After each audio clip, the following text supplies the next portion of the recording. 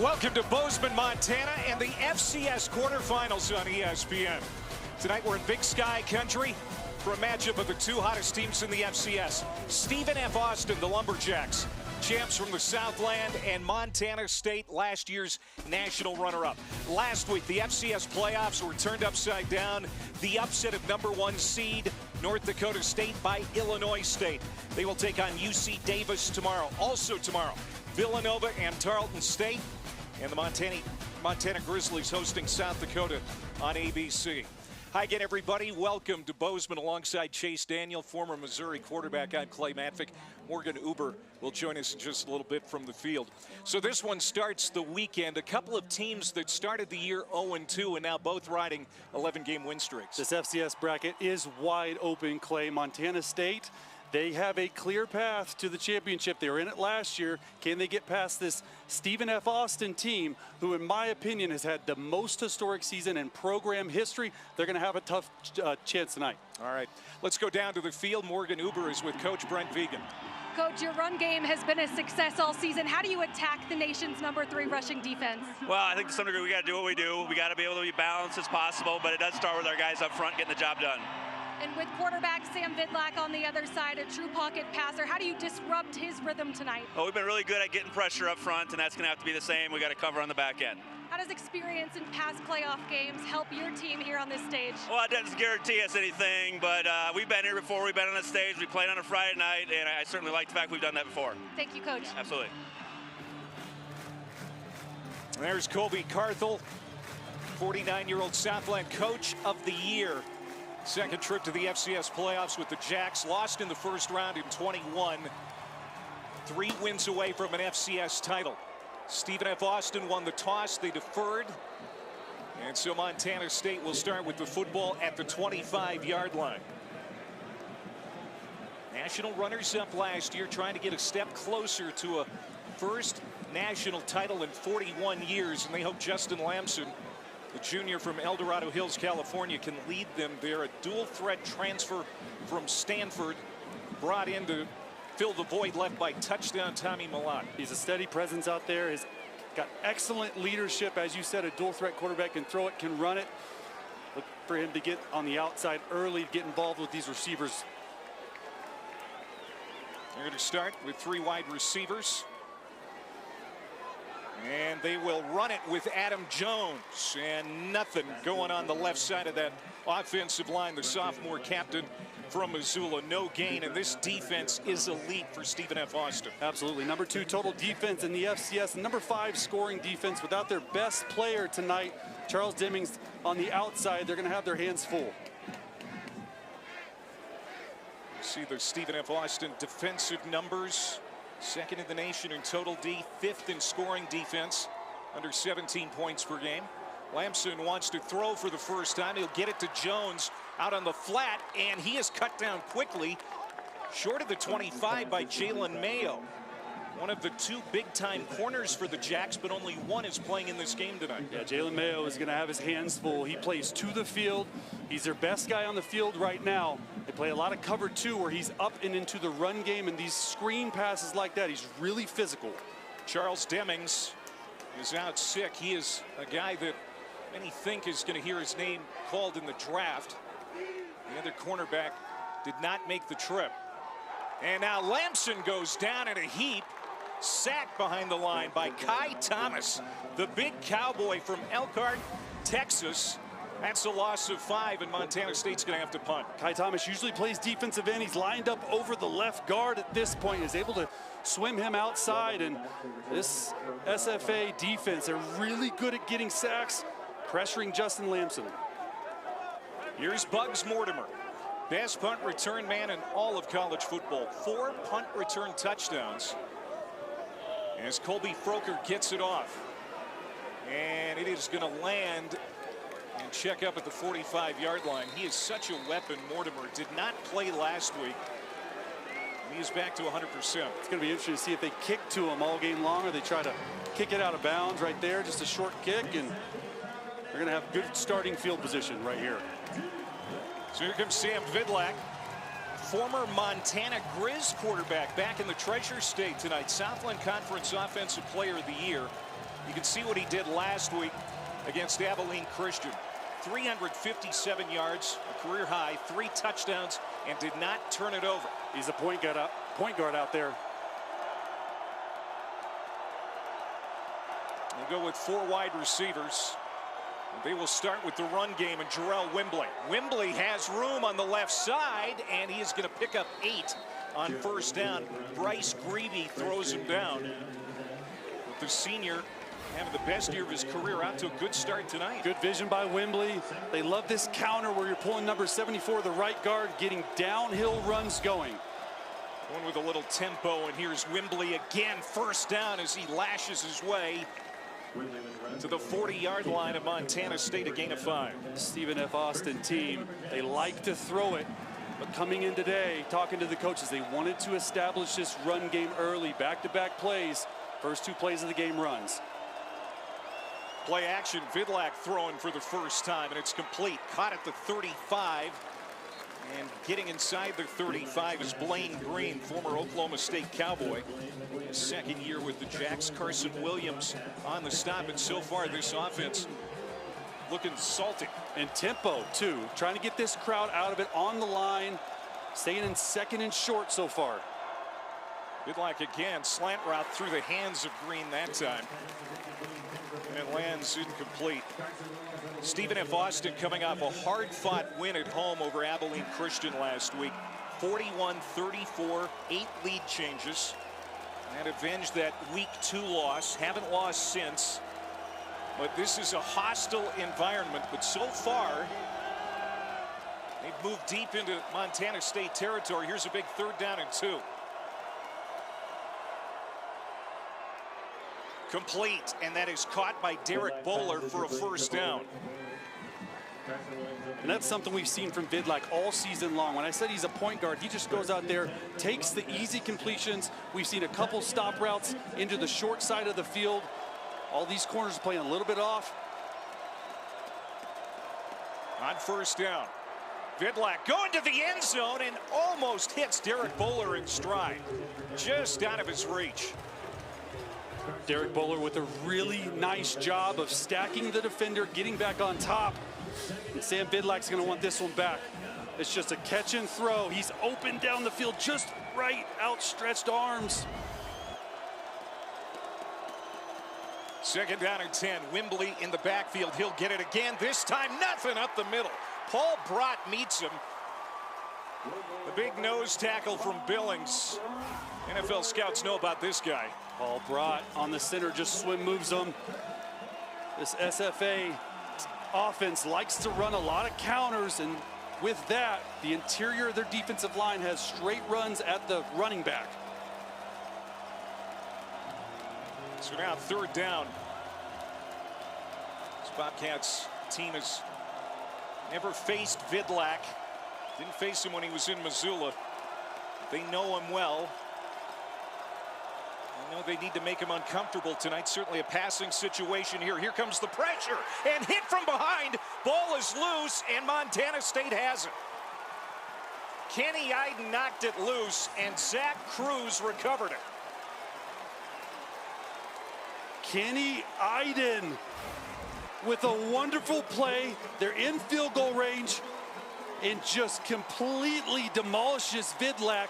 And those are the hardest for a quarterback to see. You don't have eyes in the back of your head. You want to try to protect that football. Vidlak was trying to throw the football to the short side of the field.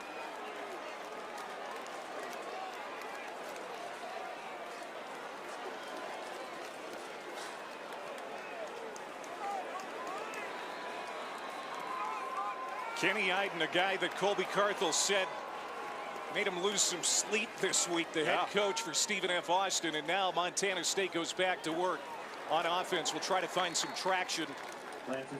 And that pass is complete to Dane Steele, redshirt freshman out of Sheridan, Wyoming. Gain of 4, 2nd down and 6. Both teams settling in here nicely.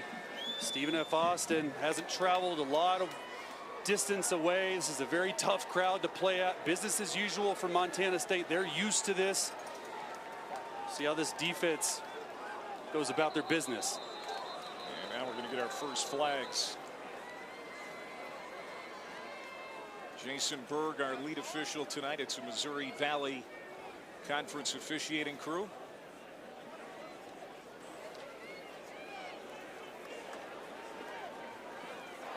Delay of game, defense, number 22,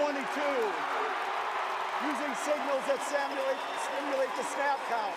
5-yard penalty from the previous spot, second down. That's Xavier Potts, the senior out of Missouri City, Texas. He was barking, some false signals. You don't see that very often. You're just not allowed on the defensive line to say hut or go or anything that simulates the pressure. He's the closest to the center, and refs were all over that.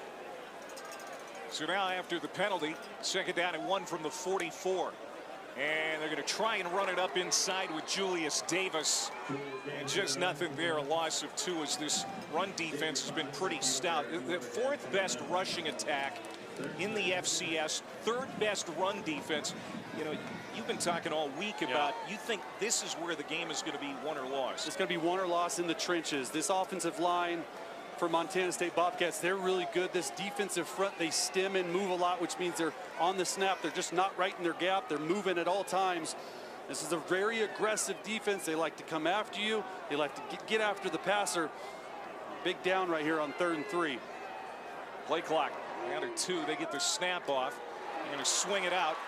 And this is Adam Jones. Nice run after the catch, and that's what Montana State needed, a pickup of 10 for Jones.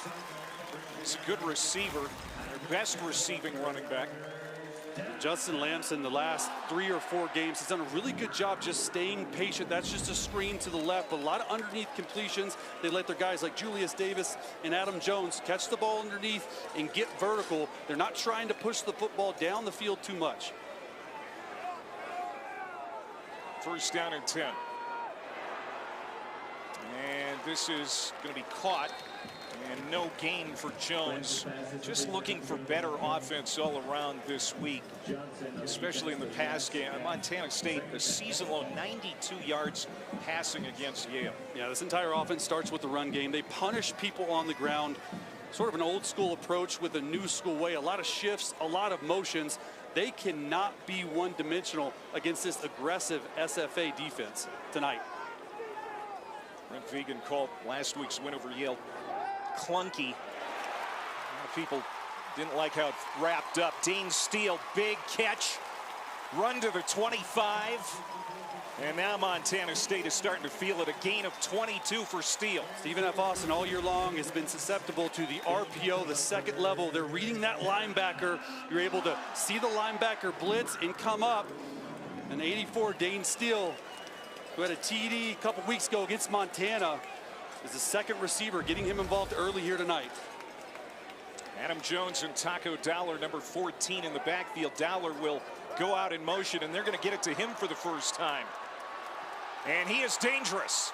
Spin, stays on his feet inside the 10, diving to the pylon, and we'll see where they mark him.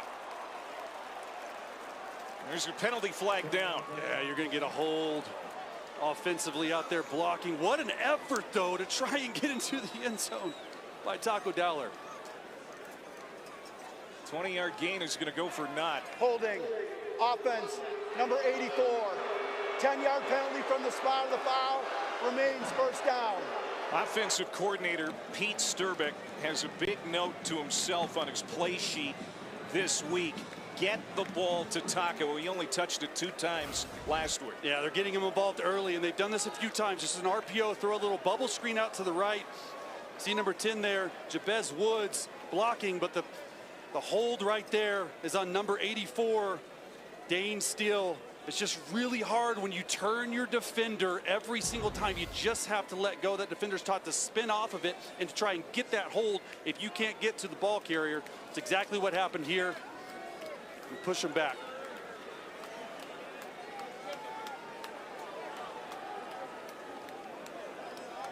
So they're going to spot the ball at the 20-yard line. Julius Davis checks back in. And now he'll move to the right of Justin Lamson.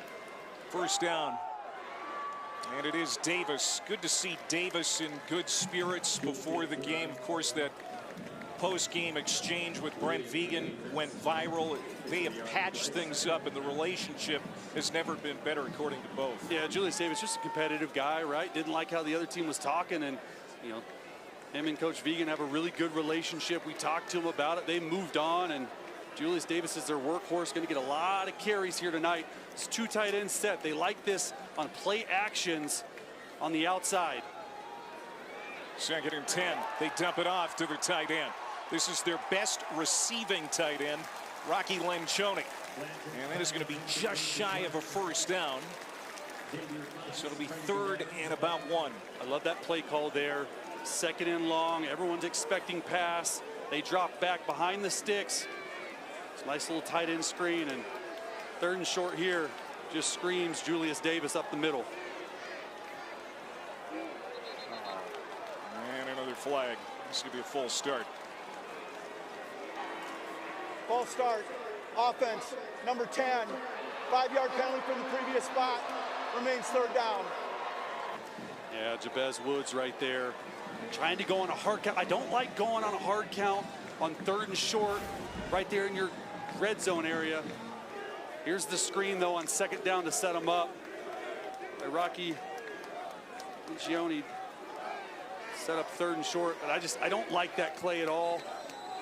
Just run it right down the middle, get the first down. Don't try to draw them off sides. Now they're in 3rd and long.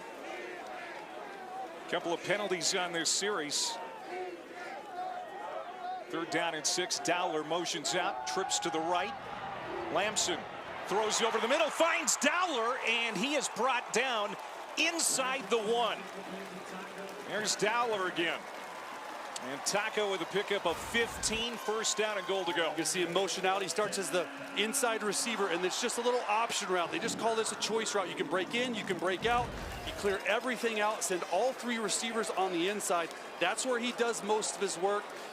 And Montana State here getting heavy, getting goal line, 3 different tight ends.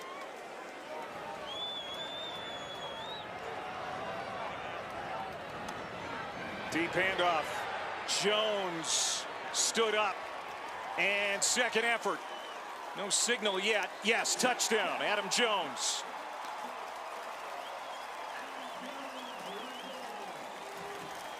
A couple of hiccups on that drive for the Bobcats, but they're able to pay it off as Jones gets in for his 12th rushing touchdown of the year. Overcoming a holding penalty where you think you get the Taco Dowler touchdown. You're just sending Adam Jones right up the middle, getting big, 3 tight ends. Nice job on the 2nd effort by Adam Jones. That's 12th touchdown of the year. Really like this guy. Between him and Julius Davis, man, it is a 1-2 punch teams are scared of. And Miles Sandstead bangs home the extra point. Only FCS quarterfinal tonight, 3 tomorrow, and it's a good start for the home team here in Bozeman. On the field. Very accurate passer this year, 72% completion rate. Has only 2 interceptions on the year. He looked pretty solid throwing the football in that series. Absolutely, 8 of 8 so far tonight, 76 yards. He only had 92 passing yards last week. Talking to the coaches and Coach Brent Vegan, they wanted to get this pass game more involved. Almost at that 92 mark already. Stephen F. Austin will try to answer back.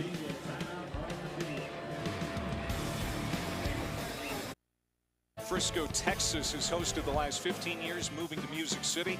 And according to ESPN Analytics, Montana State, now the highest seeded team left in the field, is the favorite. You can see Stephen F. Austin. They've got a shot too. Yeah, Stephen F. Austin, don't count them out.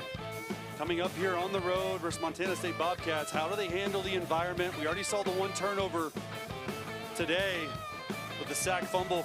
Kenneth Iden on Sam Bidlack. How do they settle back in? Short memory here as a quarterback in this tough crowd. Yeah, they got it deep into Montana State territory, but fumbled. And now Vidlac gets it to his favorite receiver, Kylan Harris, who set a program playoff record with 183 yards receiving last week. He gets 8 on that catch. You're going to see him line up everywhere. Easily the #1 target for Sam Bidlack. And you see this Montana State Bobcats defense. It is a very difficult defense to face in the first half. Not even giving up a touchdown per game in the first half. Vidlak spins it to the outside, caught, first down, it's Harris. Slips a tackle, gets across the 40, and another flag. He's lucky that ball did not come out. Pardon me, no flag. Catches the ball here. Punches it out right there. That's 2 fumbles. It was out. Wow. He was able to get it back. And now Jalen Jenkins in the backfield for Stephen F. Austin. He's going to get a touch. And spins and dives ahead across the 45. We're going to see at least 3 running backs tonight for Stephen F. Austin. That's Jalen Jenkins, strong runner out of Dallas. Jalen Jenkins only 5'9", 190. Sort of their back who can do it all in between the tackles, out of the backfield, catching it. 2nd and 4. Vidlak throws a heater over the middle to Blaine Green, caught inside the 40. First down, and here's Stephen F. Austin again on the plus side of the field. They've done a really nice job so far tonight moving the football. This RPO, this run pass option, that's a lot of what their underneath intermediate passing is Vidlak reading the second level of the defense and the linebackers.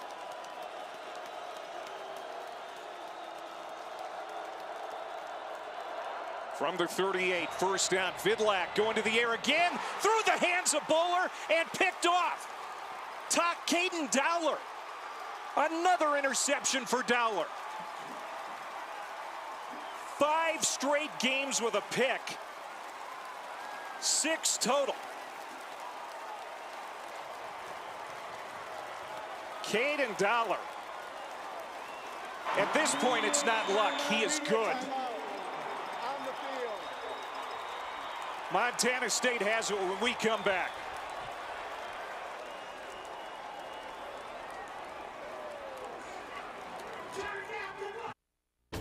From Sam Vidlak, throwing to Derek Bowler. And we talked about it. Caden Dowler in the right place at the right time. This is an absolute drop. But you mentioned it, Clay, an interception in 5 straight games. He's got 6 on the season, right through the hands, and he's always in the right spot. Yeah, it's not like he's walking around with a horseshoe in his pocket. He's just that good. Yes. It has to be that at this point. The ball finds him. Works really hard to get in the right spot. And now Jones is in the right spot, makes the catch, runs over a man onto the plus side of the field. Adam Jones with another big catch and run, a gain of 14. And you can just see the experience here from Montana State. 2 takeaways already on defense. Taking control of the football on offense. Another fumble right there, just taking what they're giving them. This is a big drive for Stephen F. Austin early in this game defensively to settle in and try to get a stop. Play action. Lamson ducks and runs, and he's going to get to the 40. He is bulldogged down by Tim Muhammad, the defensive end. He'll bring up 2nd down. Let's go down to Morgan. Well, after that last touchdown drive for Montana State, quarterback Justin Lamson came off the field fiery, but then immediately got back to work on the iPad, and channeling his emotions is something he's told me that he's had to work on. He's always had an edge, but being the guy for the first time in his career, he's finally able to show it. He's worked with a mental coach and leadership coach who's taught him to channel it. He calls it stone cold assassin, guys. That's unbelievable. I agree with that, Morgan. 100% stone cold assassin is perfect. Adam Jones gets 5 and stopped just short of the line to gain at the 35-yard line by Cameron Reddick. So here's a 3rd down. You know, Montana State almost 48% this year on 3rd down, but only 4 of 11 last week against Yale. Felt that was an area they really needed to improve tonight.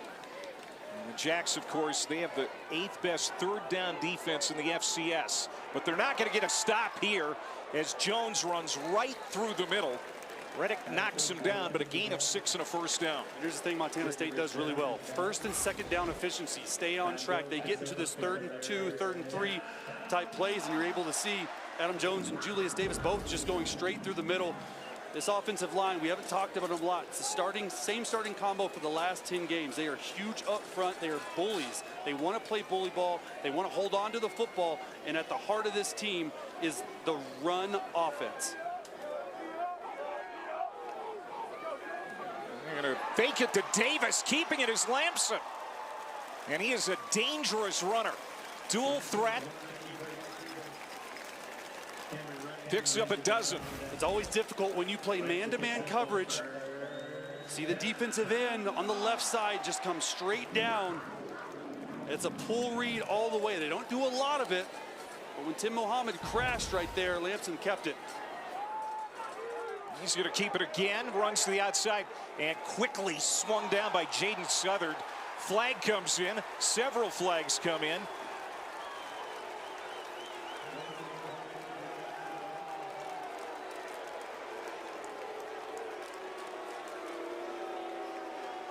Yeah, you just can't drive the quarterback to the ground late like that. Got to know when the journey's over.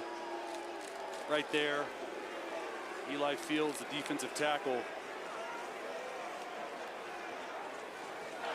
After the play's over, personal foul, late hit, defense, number 11. That penalty enforced half the distance to the goal from the end of the run, automatic first down. Play's over, personal foul, late hit, defense, number 11. That penalty enforced half the distance to the goal from the end of the run, automatic first down. Eli Fields, number 11. Comes in late. I think he thought that Southard didn't get him down because Lamson spent off, but you got to hear the whistle blow in that situation, and just a crucial penalty. Just seeing the experience or lack thereof of this SFA team so far. And now that sets Montana State up at the 11-yard line. And whistles and another flag.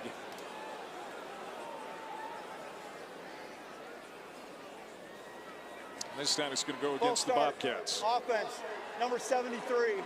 5-yard penalty, remains first down. Yeah, we saw a couple of penalties on the scoring drive for Montana State. They haven't exactly been clean here in the first half. Offensively, you know, back here in this quarterfinals game again, just want to settle in. You know, this is the playoffs. This is different level. Everyone's excited. The offensive linemen are going. Everything happens a lot faster. Windows are tighter. Gotta stay focused on every single detail. The 2 seed is going to take the 7-0 lead into the second quarter. That's the end of the first quarter. Montana State 38-2 at home over the last 5 years, trying to protect their home field tonight in the FCS quarterfinals.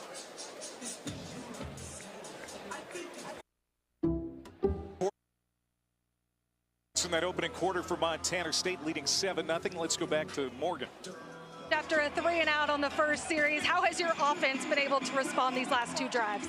Well, defense certainly set them up both times. I think getting those takeaways is huge, but I think to be able to throw the football a little bit more. This might be one where the throw has to step to run a little bit more. Thank you so much, Coach. Yeah, absolutely.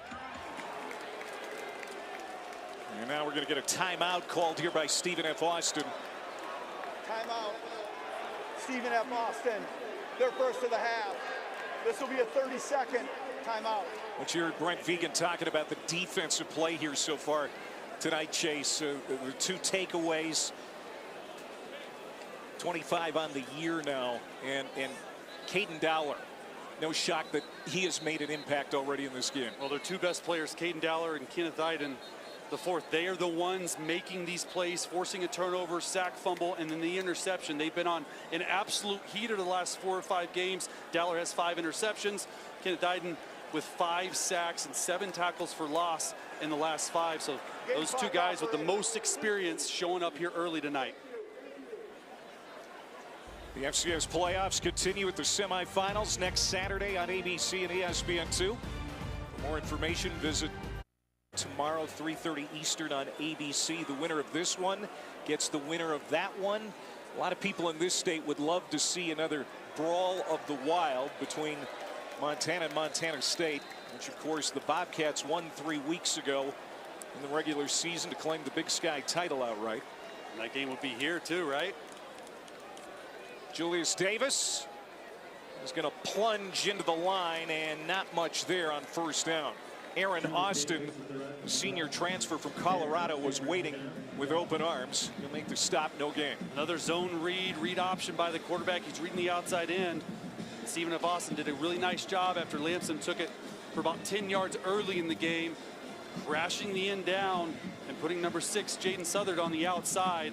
Let's see how Justin Lamson and Montana State, how they handle that, because they like to get Lamson going here in the red zone.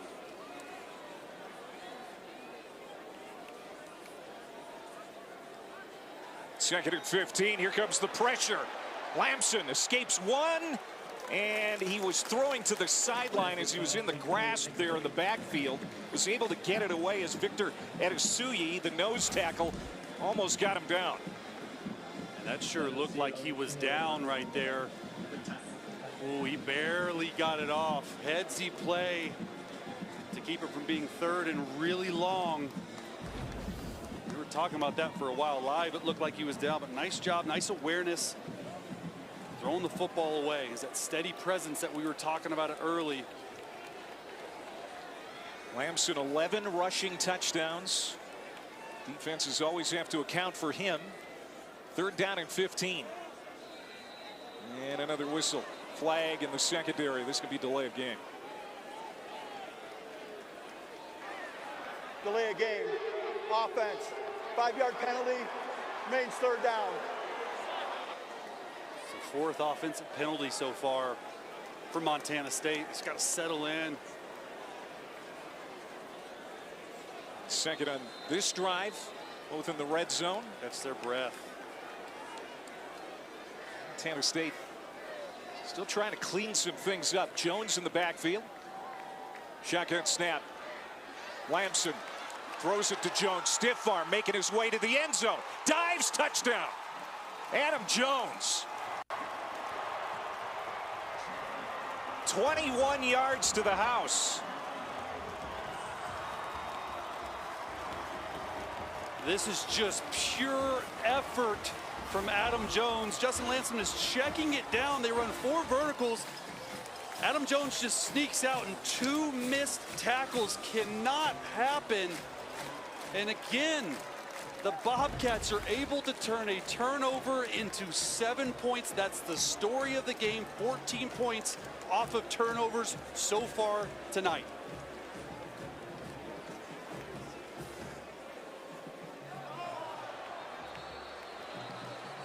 And another flag as Ed Bobineau, the nose tackle, came offsides, it appears, for Stephen F. Austin. There's Adam Jones. He grew up in Missoula. That's Grizz country, but boy, has he been a great Bobcat. Offsides. Defense. Number 3 with contact. Penalty enforced half the distance to the goal line. Replay the point for down. Adam Jones over 250 receiving yards, so he's the guy, third down back, who's a good protector, but just check the football down to him and does the rest. You got to love that if you're a quarterback, understanding, hey, nothing's open, just check it down. Let me go do the dirty work. You know, Pete Sturbick was talking about get the ball to Taco. I think getting the ball to Adam Jones has worked pretty well so far tonight too. 5 catches, 46 yards here tonight already. And the second attempt at the extra point is good by Sandstead. 9 plays, 58 yards. Jones, 21-yard touchdown reception, and it's 14-0 Bobcats here in the FCS quarterfinals.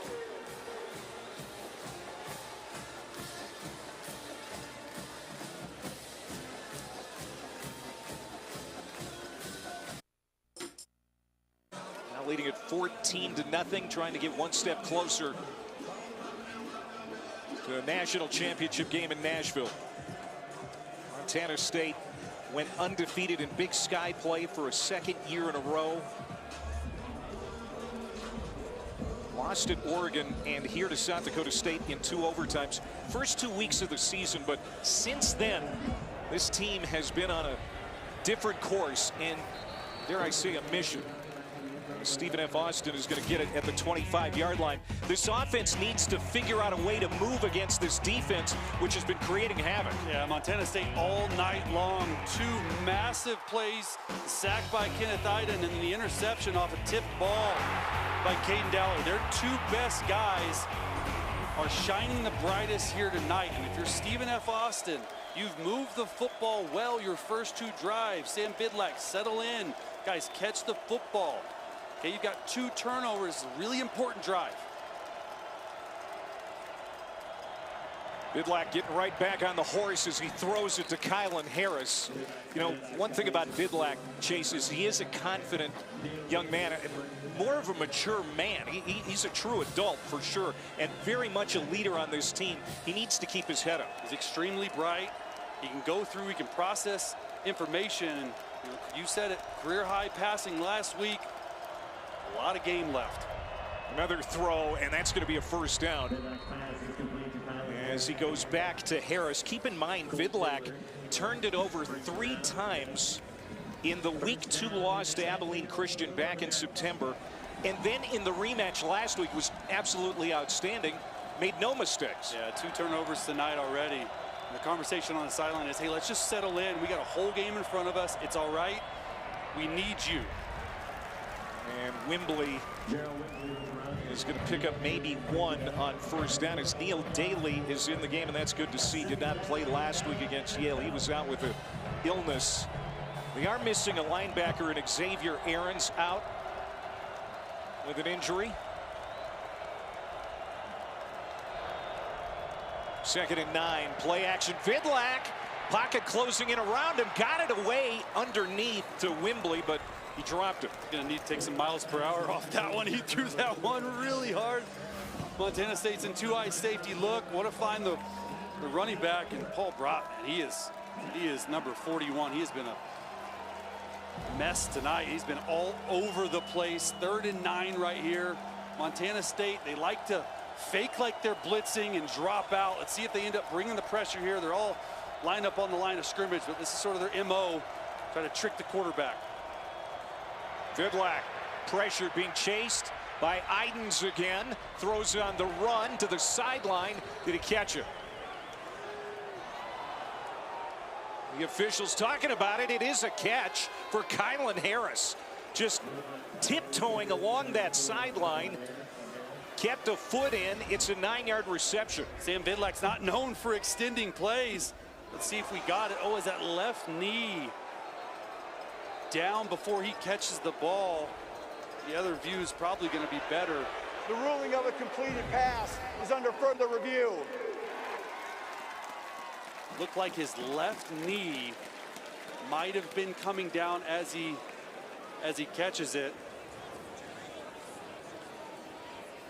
Chris Rossini is our replay official. Jerry McGinn is our rules analyst, and he's joining us here tonight. Jerry, what did you see? So the ruling on the field is a completed catch, but that is a great look, showing the left knee is on the ground and in the white before he has control of the ball. So I believe replay is going to flip this to an incomplete pass. Very good stoppage by replay. Jerry, what happens if the left knee is down out of bounds, then he still establishes his footwork back in before he touches the football, as he's doing here? Yeah, but as soon as that knee hits that white, then all bets are off. So this is an incomplete. This should be ruled an incomplete pass. I got you. Should be quick too. Hopefully it's quick. All right, Jerry, We'll just have to look at the previous spot where to put the ball. So it's ruled a catch on the field. We'll see if it is indeed reversed. Remember Kylan Harris last week, he had a one-handed touchdown catch. I mean, he is dynamic. After review, the receiver was out of bounds prior to gaining possession of the ball. It'll be 4th down at the previous spot. So it's overturned. Nice call, Jerry. You're all over that, man. Thank you. Did you expect anything else? I know, yeah, he's on it. Got a punt here, right? 3 drives, a punt, 2 turnovers. Montana State gets the ball back and score here. Laki Pazuban, true freshman out of Australia, coming on to kick it away. FCS freshman All-American. Taco Dowler is going to watch this bounce in front of him, and it rolls inside the 25, dead at the 23. Montana State with a 2-touchdown lead gets the ball back here in Bozeman.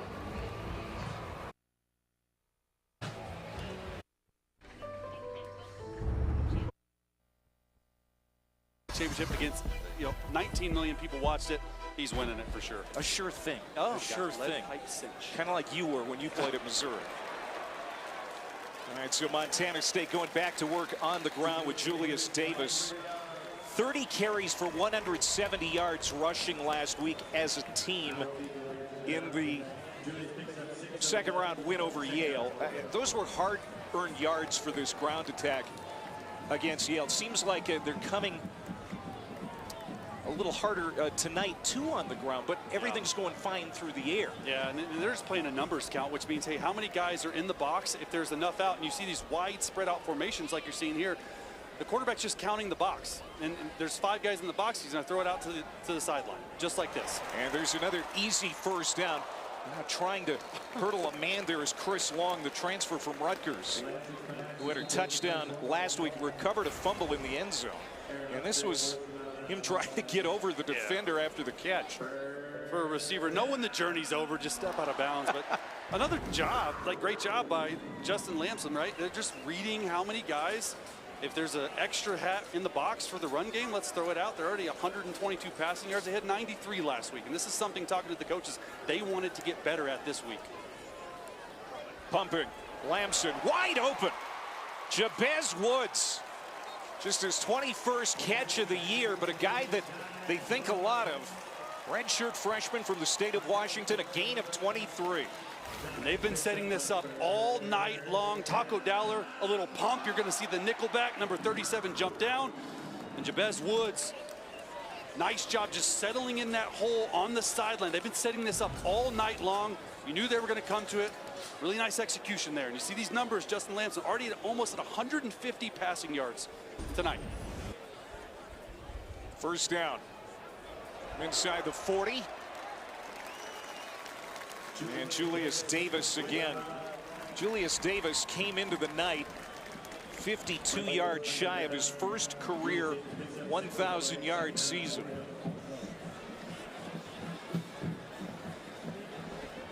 And he's got ways to go. He's got 6 total yards here tonight.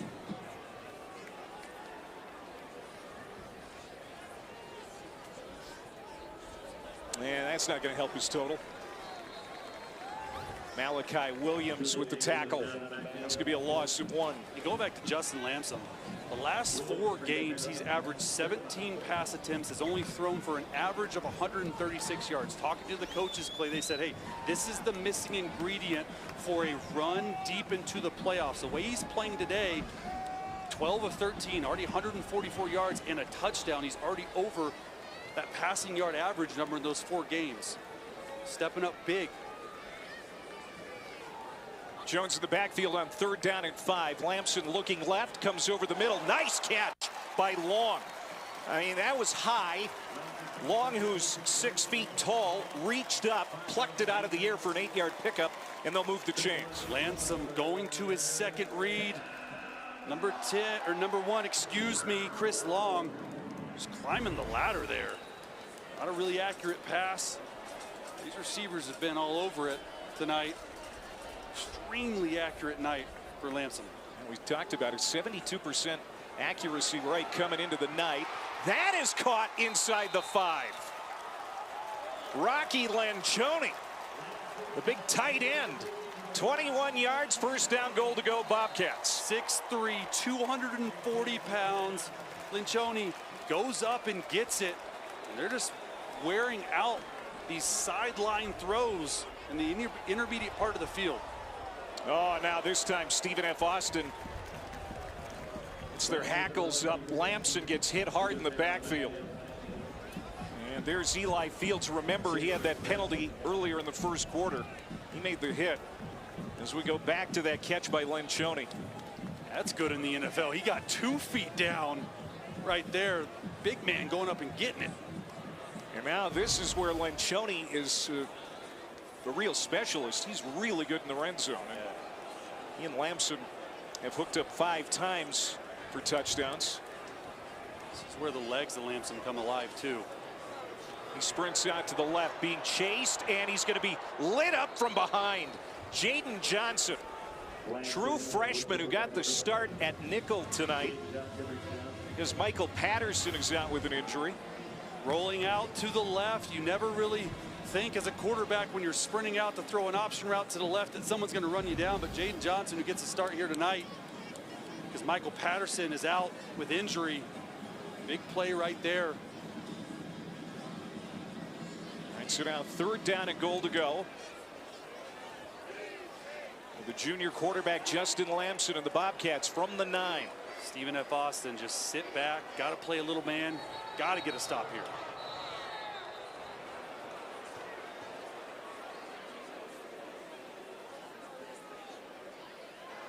False start.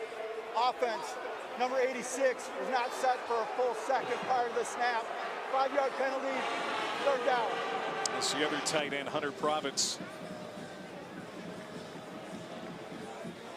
Remember the last time, 3rd and long, it's 3rd and 14, really 3rd and goal. They just checked the football down to Adam Jones. Stephen F. Austin played a lot of man coverage. I got to imagine they're going to switch that up, play zone, and rally to the tackler. It's a big spot for Lamson too. You can't turn the football over here. That was their 3rd false start in the red zone. 3rd and goal. Lamson throws, and it is intercepted, picked off in the end zone. Cameron Reddick, the safety from Houston, and that is the first takeaway tonight for the Lumberjacks. And that is the one thing as a quarterback you've been taught since grade school. Never roll out and throw it back across your body. That's Justin Lamson's only 3rd interception all year long. You have points. You have the opportunity to go up 3 scores. Check the football down. Oh, Stephen F. Austin needed that play bad. First interception for Lamson since week 4 against Mercyhurst. And just what the Jacks needed. And they're going to run it with Wembley. And now we'll see how Stephen F. Austin can take advantage. We've seen Montana State take advantage of the Montana State take advantage of the turnovers, excuse me. Now can Stephen F. Austin do it? Big red zone takeaway. They got to possess the ball here, give their defense a break. And Wembley again.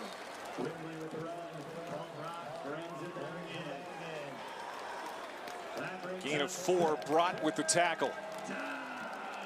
3rd down. Kylan Harris, their #1 target, explosive. He's got the best ball skills, Coach Carthel said, in the country. It's down here in the slot. Caught Harris. And I don't know. We're going to see it. They got it. 1st down. That's his go-to guy on 3rd down. Got to get him the football. Got to get it to him early. 11 catches last week. He's got 5 already. 1st down from the 15. Vidlak trying to make the adjustment is Clayton Wayland, and he can't hang on. As Takari Carr was tracking that play. Wayland appears to be shaken up. Vidlak trying to throw the football down the field. They did it last week a lot. That's one of the first times this game that they've done it. It's hard versus Montana State, 2 high safety defense, which makes you check everything down. 2nd and 10 from the 16. Vidlak swings it out. That needs to be caught. Harris dropped it. And a guy that coming off back-to-back 100-yard receiving games. He's played pretty well tonight, but they need Harris to make all the plays again tonight. Absolutely. This Bobcats defense has done such a nice job here tonight, really all year long, keeping everything in front of them. So when Stephen F. Austin decides to throw a little screen out there, you got to catch it. You got to get north and south. And this is where you're just really have to double team number 11, Kenneth Iden. We've already seen him with a forced fumble tonight. This crowd's getting loud on 3rd down. And Iden's over the left guard. They got 5 guys on the ball. Play action, Vidlak pressured, and he is going to go down. Dropped at the 10. Zach Cruz He was terrific in the fourth quarter against Yale last week. Blocked a field goal against Montana. He gets home for the first sack of the night. They end up bringing pressure. Corner pressure. Takari Carr forces Vidlak to step up, and Zach Cruz just finishes it. This Montana State defense, they don't pressure a lot, but when they do, it's exotic. And they force your protection rules to be perfect.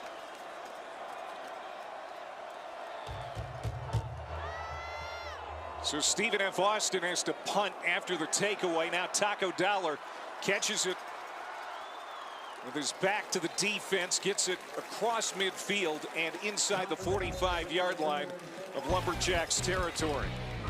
Now this Montana State defense has been good tonight so far, leading 14-0 at home. Here for this FCS quarterfinal. First meeting in 12 years between Montana State and Stephen F. Austin. Bobcats lead the all-time series 4 wins to 2. 3-0 here in Bozeman, leading 14-0. After an interception thrown by Lamson on the last drive, they go back to work here. First down inside the 40. And that's going to be a pickup of about 4 for Davis. And now Stephen F. Austin, desperately chased, needs to get a stop here. You don't want to go down 3 scores ahead of halftime. Oh, absolutely, especially with Montana State. On defense, SFA gets the ball back. You can double dip here. They talk a lot about the middle 8. Lamson cocks his arm, fires. Dowler coming back toward the middle of the field between the hash marks. And he is swarmed under, but it's going to be close to another first down for Dowler. Yeah, he got it. I know you like Dowler. He's not big. 5'9", 170 pounds, junior out of Billings, Montana. He and his twin brother, the heart and soul of this team. Yeah, it's just, he isn't big. He's just 5'9", 170. He just finds ways to get open. He's really easy to throw to as a quarterback, which means he just has this body movement and leverage where in zone coverage, he just finds spots, always catches the ball in front of him. And Lamson rifling one over the middle. He's got a unique windup with his throw. He hits Province's tight end and get about 5. It's a big swinging arm motion for the quarterback. And a lot of times you see that not being great on short and intermediate routes because these defensive backs are able to see the ball come back on his release and you're able to drive that. But he's having no issue tonight. Clay, he's 16 of 18, 180 yards. He's been uber efficient. He's been really leaning on his arm all the night. They're going to hand off again to Julius Davis. And he'll pick up a couple. It's going to be 3rd and 2.5, maybe 3. Here's Stephen F. Austin right here, taking it down to the 2-minute timeout. Got to be able to maybe stop them and get the ball back and get a score before you go back into halftime. But Montana State they're going to hold the ball as long as possible. This is the 2-minute timeout. The Montana State Bobcats haven't won a national title in 41 years. They think this could be the year, leading 14-0 late in the half.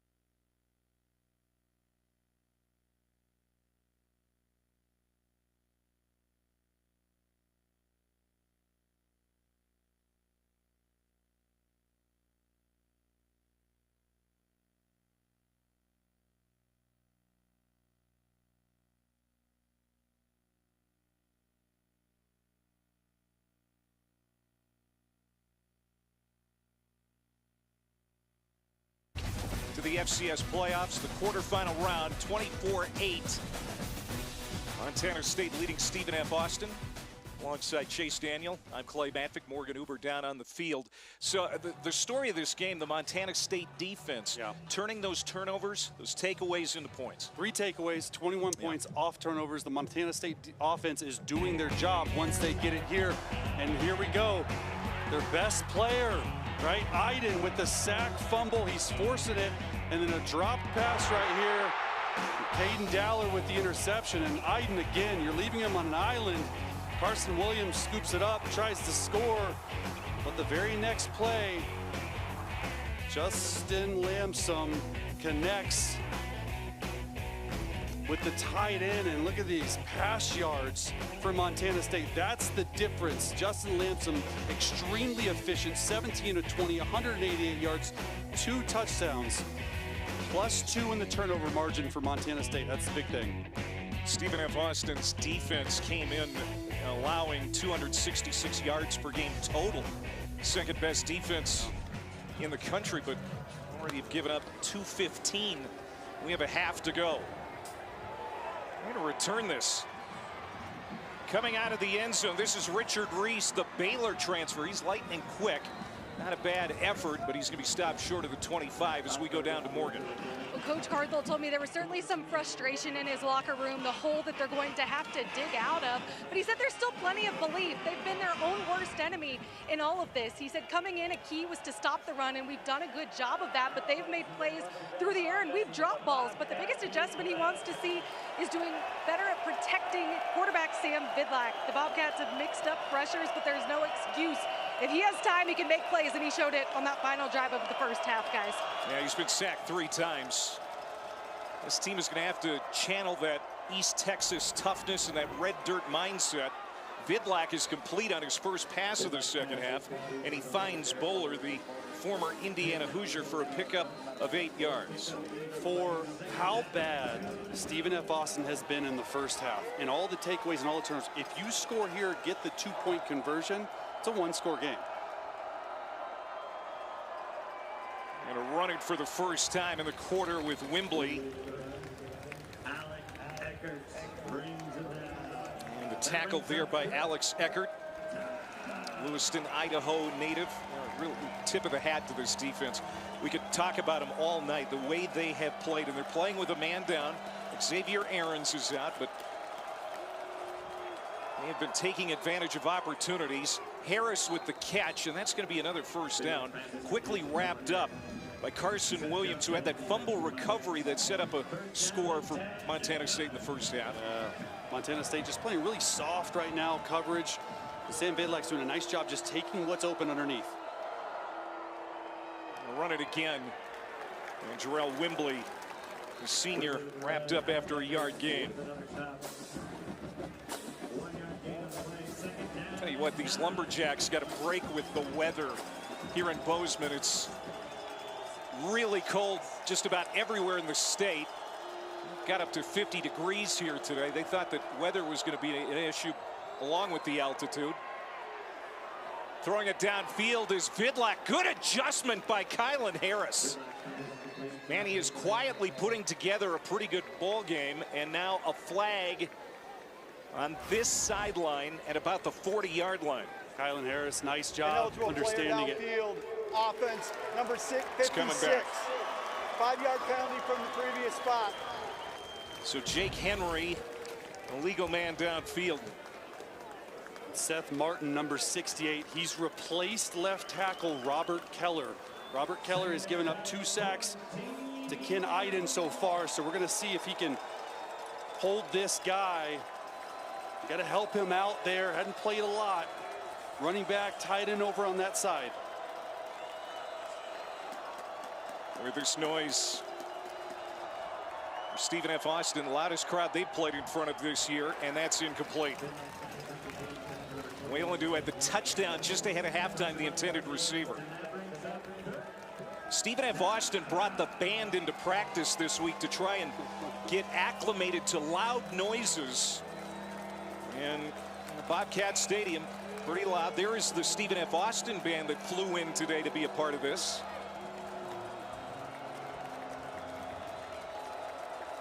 3rd and 14. And Ken Iden moved on the inside now over the left guard to get a one-on-one matchup. Here he comes. Pass over the middle, caught. Nice catch by Derek Bowler. He's going to be a couple of yards shy of the line to gain. And it's 4th down, and we'll see if they're going to bring in Gavin Rutherford. They are. He is the short yardage quarterback. Has a couple of starts this year, but they use him in goal line and short yardage. 6'3", 210-pound redshirt freshman quarterback comes in for Vidlak. This seems like a big play for the Jacks. Can they get it? Rutherford, just savvy and guile. Look at that will for a 1st down. I mean, it's literally just quarterback dive. He gets hit way behind the line to gain and just drives his legs 210 yards. They run a little jet sweep motion, pulling the left guard, and runs right into his guy, and huge 4th down conversion early in the 3rd quarter. They call that the GATA package. Get after their you-know-what. Oh, so it's a 1st down. And now Reese getting a carry, his 1st here tonight. Big 12 offensive freshman of the year a few years back at Baylor, has wound up at Stephen F. Austin, had a big run last week. He's got some explosiveness that they'd like to channel here in the 2nd half. He's the #1 guy for them as far as threat to go the distance at any time he catches the football, not only running it, but throwing it to him out of the backfield as well. Such a huge drive here for the Jacks as Harris goes in motion. Vidlak pitches it out. Here's Reese. They like him on the edge. And he is cut down as he crosses the 50 by Bryant Meredith, the nickelback.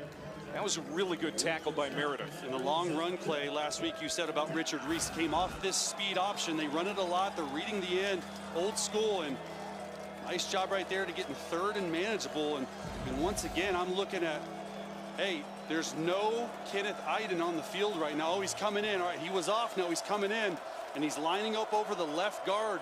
Again, they slid the center to him last time. That's what I'm worried about right now, my protection plan. 3rd and 7. Vidlak has time, throws, incomplete, flag down.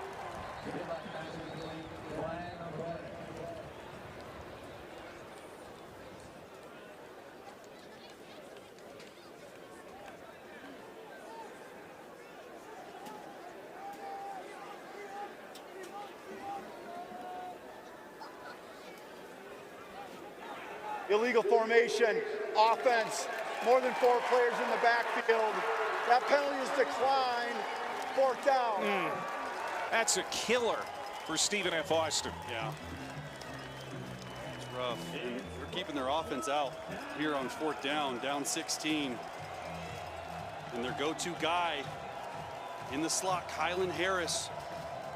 He's matched up one-on-one with Bryant Meredith, who's a free safety. They look like they're bringing 2 guys over him. He's at the bottom of your screen. They're double teaming him. 4th and 7. Vidlak lofts it down the sideline for Whalen, and incomplete, flag down. They're going to get Carson Williams for pass interference. Williams doesn't like it. Single coverage. They go to Whalen, and Williams, the freshman, is going to be flagged. Pass interference, defense, number 8.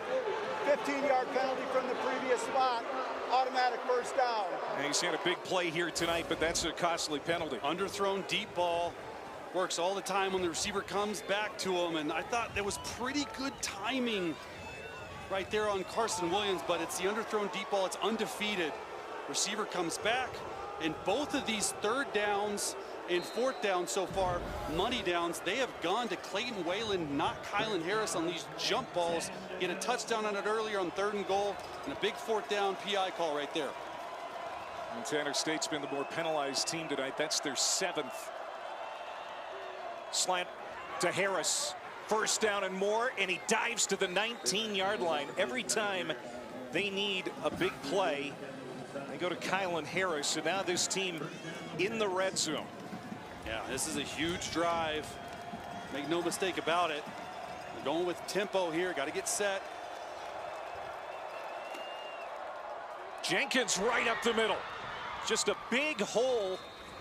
And Jalen Jenkins, the junior from Dallas, runs right through for a gain of 19. First and goal. Spread it out really wide. 5 guys in the box. 5 offensive linemen run it. It's easy. It's a numbers game. They've been doing it all game long. Officials timeout for an injured defensive player.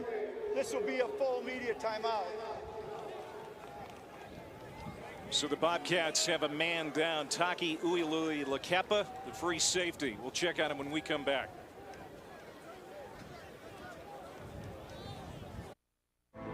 We all have a name. It will be called. It will be tested. And it will live on. By the people it inspires.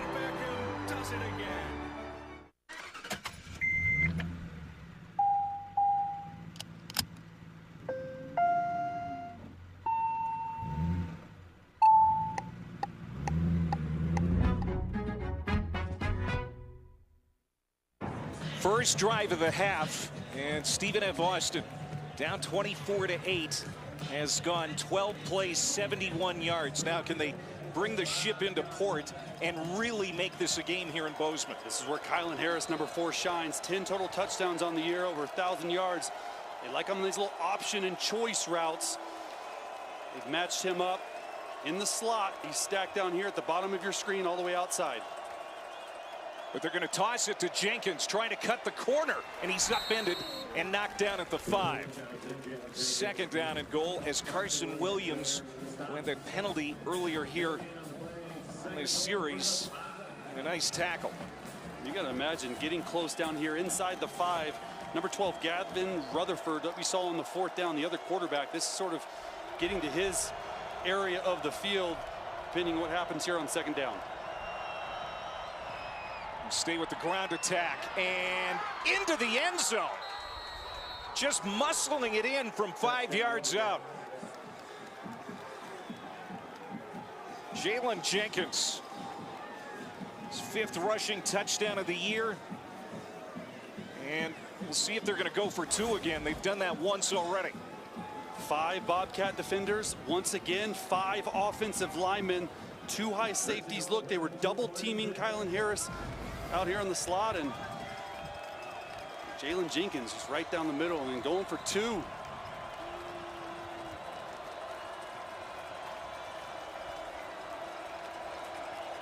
Jarrell Wimbley comes in at running back, and now he's going to line up as a receiver. 4 receivers to the right, 1 to the near side. It's Whalen in single coverage. Vidlak has time, moves to his right, looking to the end zone. Running, throwing, and it is incomplete. Tried to fit it in there to Green. And so Montana State will deny the 2-point conversion, but the game is now a 10-point difference. Yeah. 2-possession game. You get into the red zone. This Montana State defense has been really good at the start of the 3rd quarter. Fans who have come alive here in Bozeman after that 14-play, 76-yard drive. 26 rushing yards on that drive. Only 16 rushing yards the entire first half for the Jacks. Yeah, they're finding something that's working. And it's the run game. Short kick. Lencioni, one of the up men, gets it across the 35-yard line to the 36. So now we'll see how Montana State responds. Yeah, a feeling now like this game has swung as far as momentum. Back-to-back scoring drives for Stephen F. Austin going back to the end of the first half. Yeah, forget about the first half. It's over with, and it's a short memory for Stephen F. Austin. They've scored on their last 2 possessions, 14 unanswered points, and, you know, it's a big drive for their defense here. Got to get off the football field. You got to play in their backfield. That's what they're really good at doing, and they haven't been able to do that this game.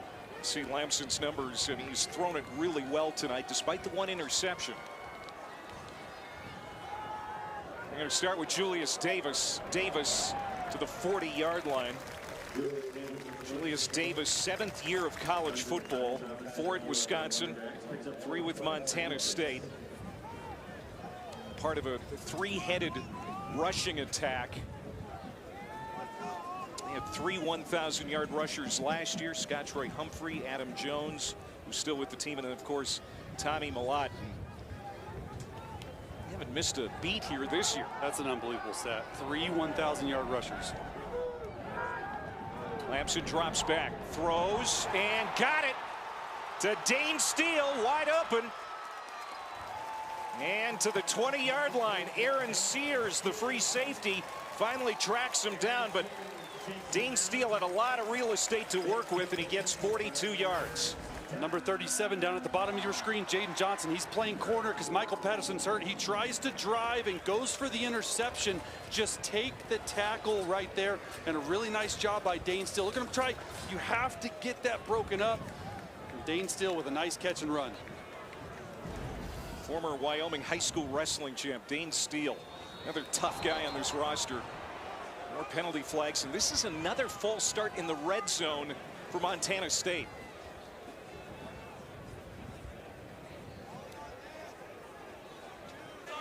False start, offense, number 89. 5-yard penalty, remains first down. It's Rocky Lencioni. Usually, you don't see the home team jump off sides, but we've seen that a couple times down here in the red zone. This Lumberjacks band is down there. They brought all the way back up from Nacogdoches, so could be a little bit of an issue. So Lencioni's going to check out. Hunter Province is in at tight end. So they go 3 wide. Fake the handoff, and it was knocked down at the line, and Lamson got it back.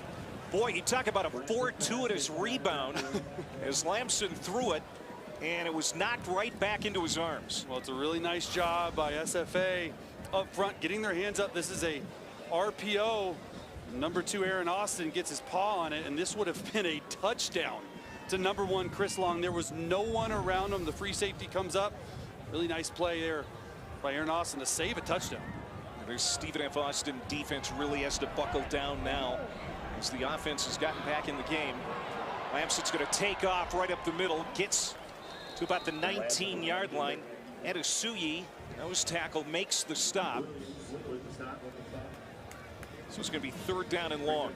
One bright spot for SFA defensively is Lamson only has 7 carries for no yards. They've kept him intact, but no bigger down than right here to just hold him to 3. Can't play too soft. We saw it check it down to Adam Jones last time. He's in the backfield as well for a touchdown. It's like they're playing man-to-man across the board. Lamson looking left, launches it toward the corner, single coverage. Good job knocking that one away. Jaden Johnson, man, has he stood tall at the nickelback position tonight? And so it's 4th down. Staying in phase by Jaden Johnson. They're trying to take a shot to the end zone to their best receiver, Taco Dowler, and Lamson sees that it's man-to-man. He checks to this inside fade. And we highlighted Jaden Johnson giving up the big play earlier, but nice job staying in phase, knocking it down. Sandstead hit a 47-yarder in the first half. This is from 36. Got it. Well, Sandstead, the redshirt junior from Alexandria, Minnesota, puts 3 on the board to kind of stop a run. Immediate timeout. For Stephen F. Austin. 27-14, 6:07 to go in the 3rd here in Bozeman.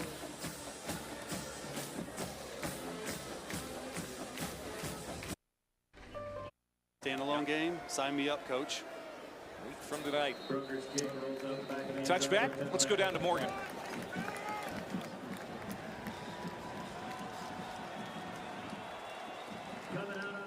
To happen, and now we have to answer the bell. And defensive coordinator Sean Howe looking at his defensive leader, nose tackle Paul Brott. He hasn't had a TFL or sack since week 4, but he doesn't realize how much of an effect he has just by plugging up the middle. Howe has talked with Brott about not chasing plays, working through being double team chipped and plays going to the opposite side. He demands so much attention with how disruptive he is and just has to keep that motor and intensity. All right, Morgan, thank you. Vidlak loading it up, rifles a bullet across the middle. And too hot to handle for Derek Bowler.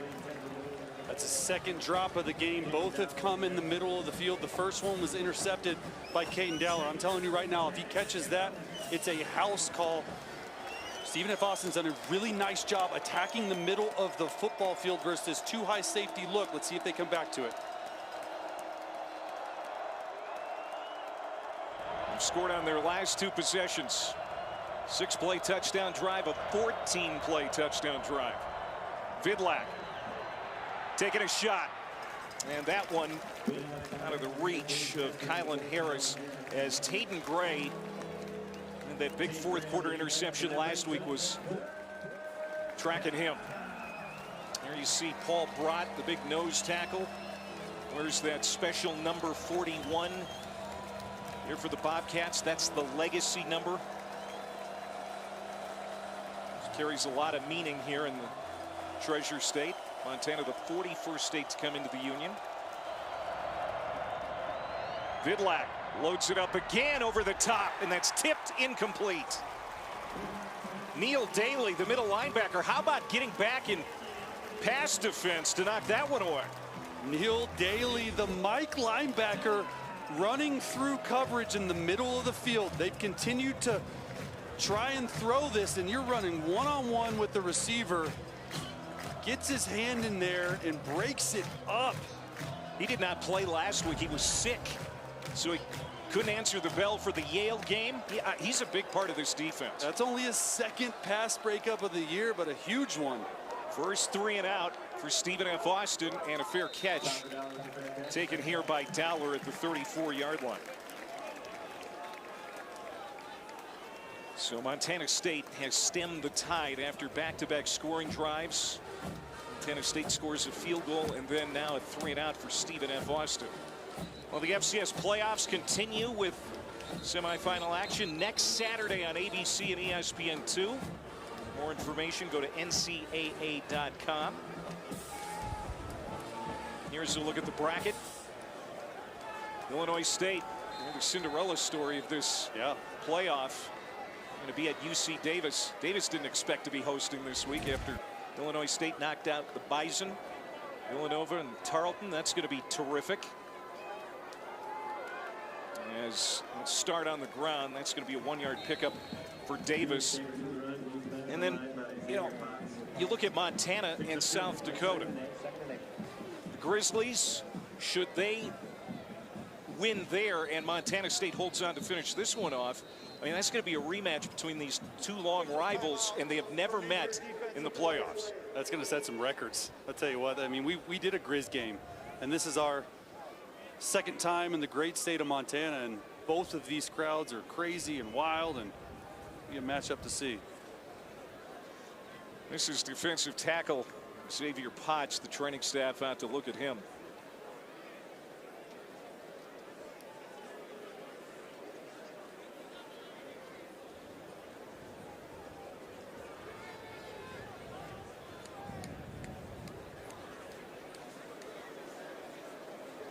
That's good to see. It looks like he's going to be all right. Yeah. Got twisted up a little bit in the mass of humans. We know that there is going to be a new champion in the FCS compared to the last 5 years. Sort of hard to believe that the Grizz and the Bobcats, 2001 and 1984, were the last 2 times.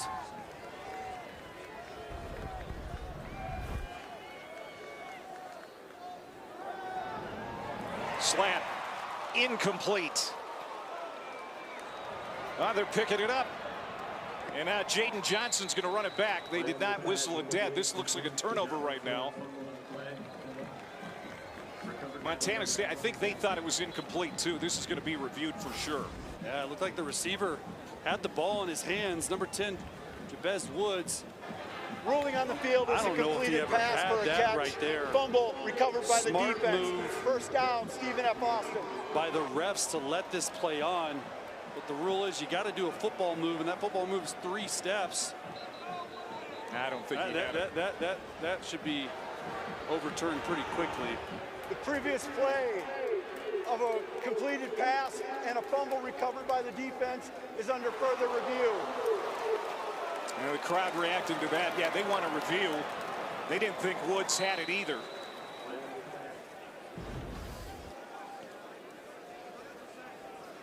So our replay official Chris Rossini is going to take another look at this.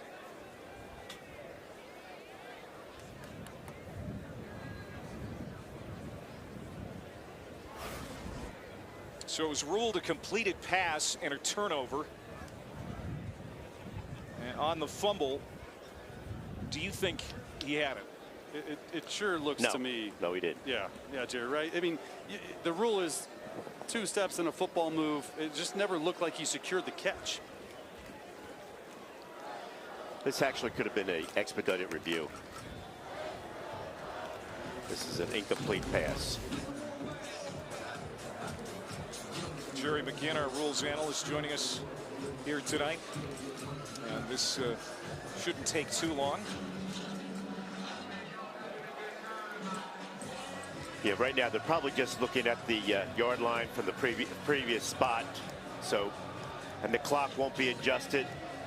So they should just turn this over to the incomplete pass. After review, the receiver did not complete the process of the catch. Incomplete pass.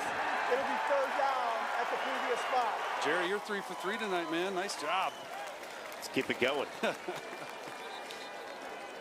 Remember, Stephen F. Austin, got a little momentum after, turning Montana State over with that fumble, and then it led to back-to-back touchdown drives spanning through halftime.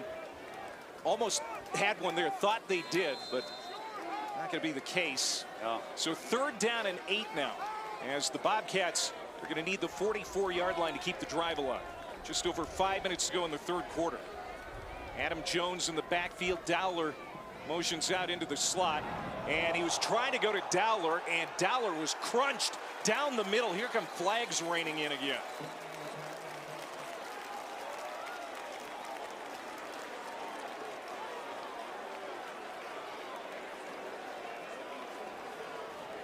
Cameron Reddick got there a little too early. Yeah, I think that's what Dowler thought immediately.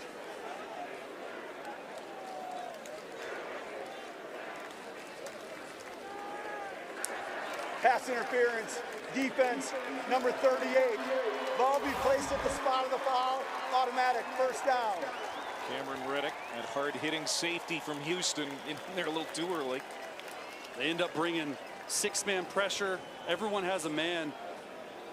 And Reddick goes through Taco Dowler rather than playing the ball. They're going to call that every time. And he's in the perfect position. It's third and long. You bring the heat. Just stay there. Be patient. Big penalty. New set of downs. Look at this room for Jones. Jones to the 25 and pushed out inside the 20 by Jalen Mayo. Jones cut it up the middle and then busts to the outside for a big gain of 40 yards. That's what happens when you get man-to-man coverage. There's no one on the outside, especially when you don't set the edge. Really nice job. They bring Jaden Johnson off the corner slot down here. And when he does that, he sees nothing but green space. And Jaden Johnson takes the quarterback, and it's a heck of a game for Jones right here. 46 yards on 5 carries, a touchdown. And now Lamson going back to the air. First down, goal to go, Bobcats. Hunter Province, big tight end with a 16-yard pickup. And the Bobcats knocking on the door one more time. The Lumberjacks defense has had no answer for this offensive game plan by offensive coordinator Pete Sturbick tonight. They're doing whatever they want. A lot of it has come through the air. Bobcats 4 of 6 in the red zone. Lamson's going to be swallowed up at the 5. Kai Thomas and Aaron Austin meeting at the quarterback. They were ready for that one. Justin Lamson, when he gets inside the 10-yard line, uses his legs. A lot of called quarterback runs where they're reading a defensive end or sometimes a linebacker, and If SFA wants any chance of being in this game, they got to get a stop here.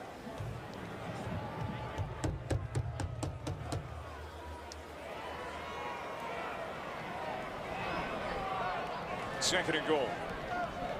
Lamson rolling out, nobody in front of him. A race to the corner, got there, touchdown. Justin Lamson, so good with his feet. And he rushes in. 9th game with a rushing touchdown and a passing touchdown. And just like that, Montana State has strung back-to-back scoring drives together. Montana State tonight, 8 total drives. You take out the kneel down, and they've scored on 6 of their 8 drives. And Justin Lamson, we said it before, this game I thought would come down to his arm and his legs, and he's delivering tonight. 3 total touchdowns. 6 plays, 66 yards, and a little over 2.5. So much going on in the backfield. This was actually supposed to be a pass. He just said, hey, let me take it myself. Fake it. You bring Taco Dowler in motion. And he's got a lot of rushing touchdowns on the year. Make that number 12. Justin Lamson, transfer from Stanford. Had big shoes to fill with Tommy Millott, 3-year captain and last year's Big Sky and National Offensive Player of the Year. He's done a really nice job. Brent Vigen tried to recruit him to Wyoming when he was the offensive coordinator there under Craig Bohl. Instead, decided to go all the way across the country from his home state of California to Syracuse. Played a couple of injury-plagued years there. Then went home to Stanford, didn't really work out. Then he finally reunites with Coach Vigen, and he has had a really nice season here, trying to get him to the national championship game again. Nowhere to go. Good special teams coverage by the Cats. Slammed down at the 13-yard line, Richard Reese. Morgan? Coach Vigen has been so impressed with Lamson's leadership, too, coming in with this being a senior quarterback coming into a new team. And it was January 14th, 8 days after falling in that national championship game to North Dakota State. They had a team meeting emphasizing, let's not get caught up in the faces that aren't here. Day by week, day by day, week by week, they figured out that leadership, and Lamson, a huge key part of that, guys, exemplifying it tonight. Yeah, he has been a leader that has fit in really well. Vidlac on first down goes to Harris. They'll pick it up. That's a gain of a dozen. We've seen how fast they can score here, Clay, right? At the end of the first half and the beginning of the second half. So they're not out of it by any stretch of imagination, but they got to play dang near perfect the rest of the game.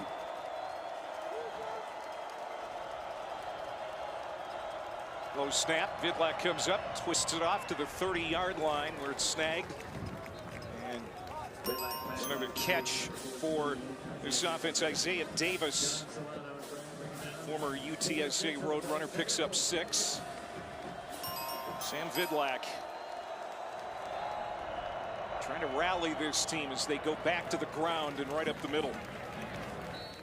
Vidlac, second season at Stephen F. Austin, had stops at Oregon State, Boise State, and we talked about Montana. Was the opening day starter for the Grizz in 2023. Lost his job to Clifton McDowell, who guided them to the national title game. Now back here in the state of Montana trying to pull an upset. They got some work to do, down 20 points. That'll move the chains. Bugs Mortimer, first time he's really done anything in this ball game. Of course, he makes most of his impact on special teams in the punt return game. That's his first catch, and it looks like he's shaken up. He's going to stay in. He's in the trips formation at the bottom of your screen. They throw, and it is caught by Harris. And again, a first down, but got to keep an eye on Mortimer. That's a guy they can't afford to lose, especially if special teams becomes a factor yet in this game. Yeah, 4-point return touchdowns on the year, and missed last week. Hopefully he's all right. Surprised they don't get him more involved offensively. Mortimer, a transfer from Western Michigan. from the 49 of Montana State. Vidlak throws on the run, and it's out of the reach of Jordan Neighbors. You know, Vidlak throws a hard ball. Yeah, I was just about to say. I mean, we've seen a couple times tonight where the receiver's been 5 yards away. He could just put a little touch on it. And he's throwing the cannon at him at all times. I mean, he gets that ball out quick. It's impressive to watch. And imagine this middle of the field wide open again. Big hole up the middle. First down and more for Wembley. It's a foot race. Wembley down the sideline. Stays on his feet. Touchdown. Jarrell Wembley goes 49 yards for the score. And the Lumberjacks just refuse to go away. I'm telling you, this Lumberjacks team, they score quick offensively. And versus this too high safety look, they've stayed with the run.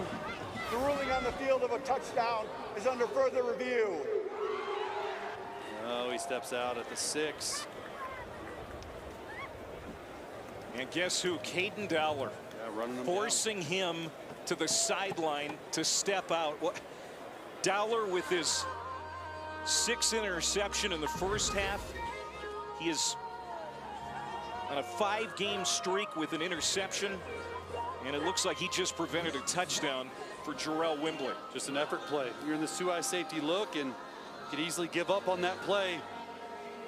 Man, if that doesn't encompass everything that it means to be a Montana State Bobcat, I don't know what does. Big Sky Defensive Player of the Year, Caden Dowler. I mean, the ball continues to find him. Have you ever been on a heater? Of course, you had a Heisman Yes. Trophy type season in 2007, but Caden Dowler right now, After review, it's the unbelievable. runner stepped out of bounds with the ball at the 6-yard line. It'll be 1st and goal at the 6. So take the touchdown off the board for now. But being on a heater offensively is way different than defensively. Defensively, you have to find the football. These takeaways, these turnovers, that's what this Bobcats team preaches, led by Sean Howell, the defensive coordinator. They talk about it every single day. Already 3 today, 23 takeaways in total. And Dowler and Iden, which you've seen make huge impacts in this game, continue to make that.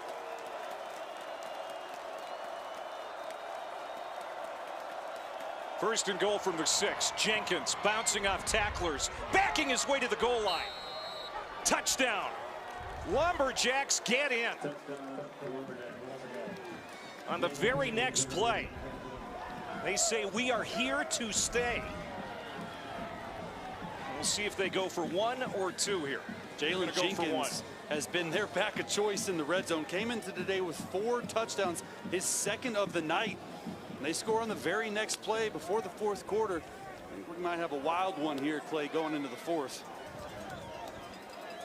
Carlos Alvarado coming on for the extra point.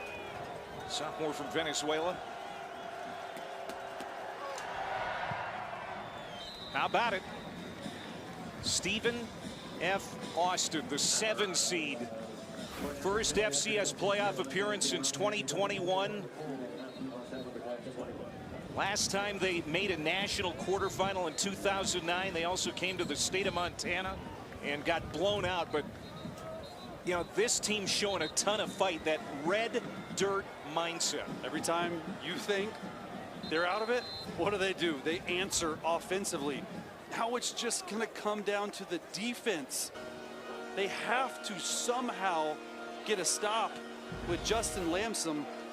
8 total drives tonight. They've scored on 6, and we said it today. The player of the game, without a doubt, Justin Lamson. 3 total touchdowns, 246 passing yards. It's his best game of the season since November the 1st. And SFA, we haven't talked enough about it. Out Charles Demings, out Michael Patterson, 2 of their starters. Charles Demings got pro potential. You have to rally the troops. You have to get a stop some way, somehow.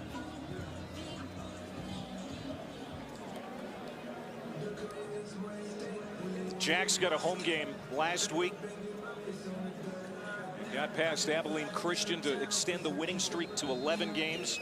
Trying to pull a massive upset here in Bozeman, and there is still an entire quarter left to play, and they're down 13 points. So it's definitely within their reach. Yeah.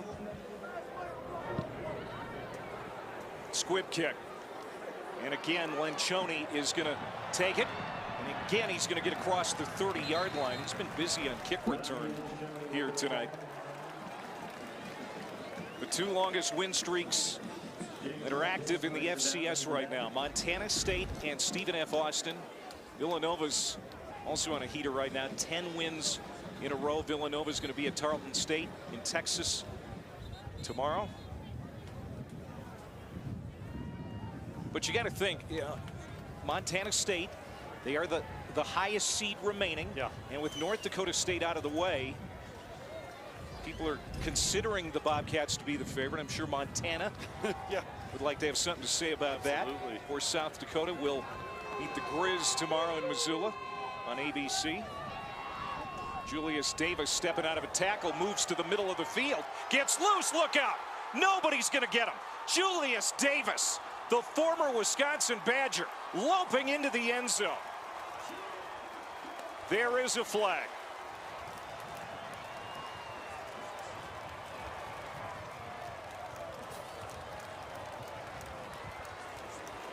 Now is he going to take the touchdown off the board? We'll see. We'll get him talking and waving by. Yeah, this could be a taunting penalty on Julius Davis.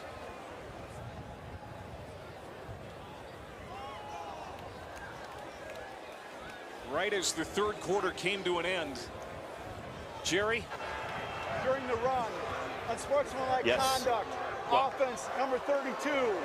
That 15-yard penalty being forced from the spot of the foul. Yep. It'll be first down, Montana State. Jerry, that'll be the end. Your thoughts on this before we go to break? I mean, this is something that you can maybe educate the fan base on. Yeah, this is a good call by the Missouri Valley crew. It's a good pickup. The player just has to run into the end zone. He cannot taunt an opponent going into the end zone.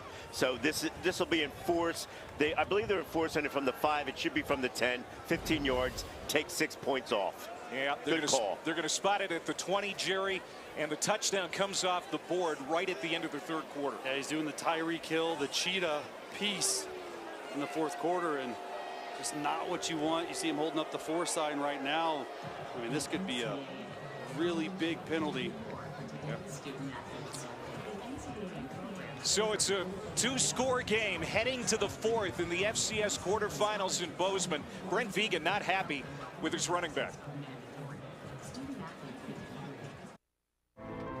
F. Austin head coach Colby Carth.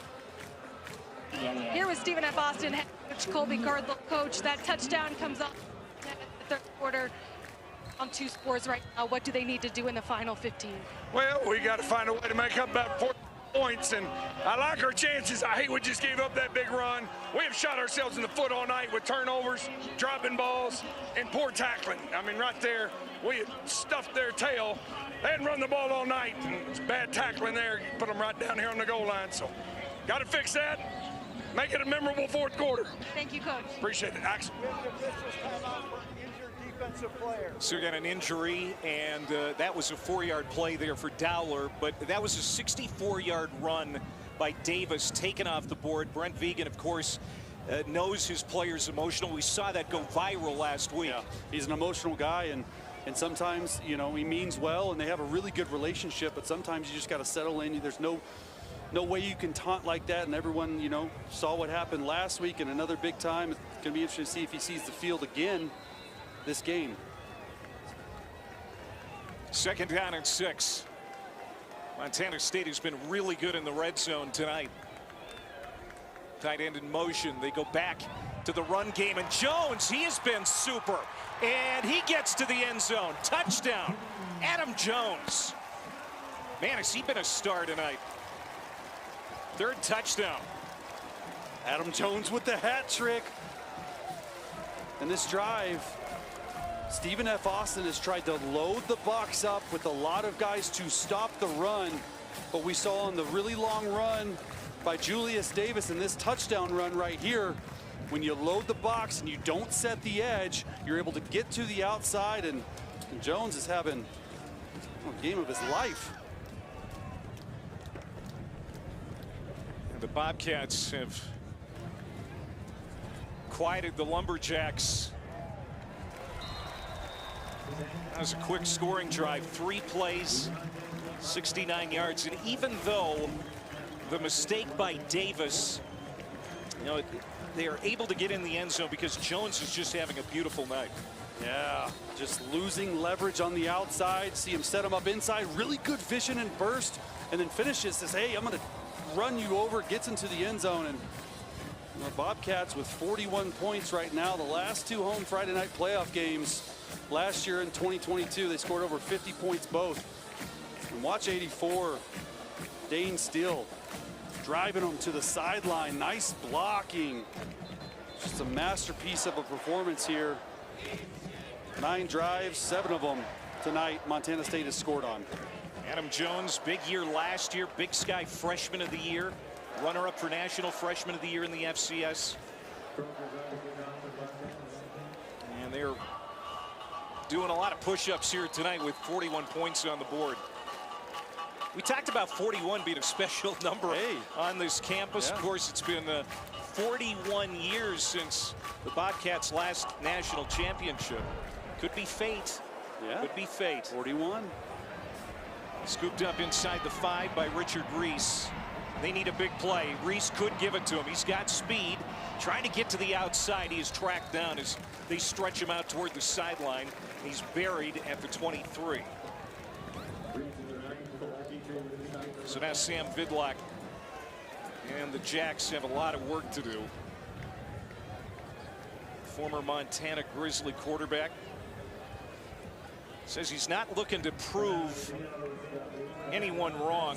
You know, the people in Syracuse, the people at Stanford who may have missed on giving him a better opportunity, the people in Missoula. He just wants to prove the coaches at Stephen F. Austin right. Well, here's an opportunity right now. Down 20 in the 4th quarter. Can he rally this team? Play fake, gets it to the outside, receiver screen to Mortimer. Obviously, he was shaken up earlier, but not too bad, and he picks up 6 there on 1st down. Vidlak has played really well tonight. The interception was a drop pass, and every time they've needed a score, he's delivered. Trying to go fast to save a little bit of time here. Down 20. 1st down. Spinning away. Good catch and run for Whalen. There's that South Lake Carroll speed, too, after the catch. All those guys that come out of that school are fast. Yeah, Clayton Whalen from my alma mater, South Lake Carroll. They got a big game coming up versus DeSoto, #1 team in the country, Clay, in high school. Clayton Whalen. Prep team in the country. Yes, how about it? Trying to go wire to wire. Sophomore of South Lake, Texas, Clayton Whalen. Running it again, Jalen Jenkins, who's had a nice night. A couple of touchdowns. Only going to pick up 1 here. He's also from Dallas.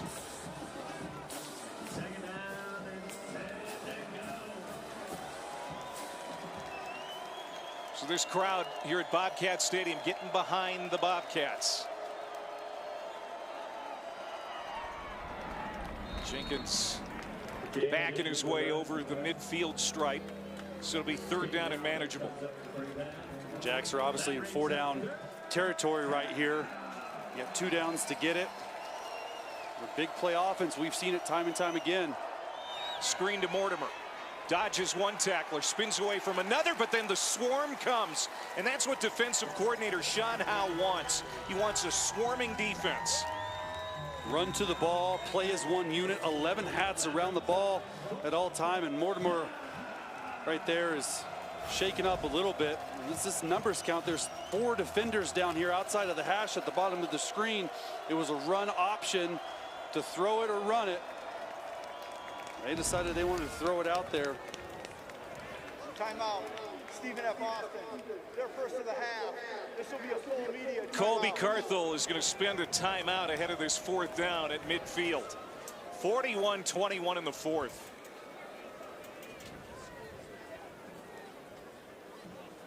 The 2025 NCAA Division I Football Championship is coming to a city near you. Mark your calendars to share the experience. Of touchdowns here in the half to stay in this ball game. They desperately need to convert on 4th down here near midfield.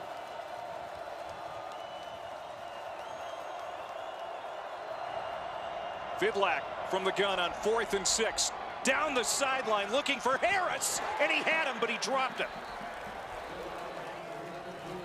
Seth Johnson was there step for step, and there's a flag down. We got to check this flag.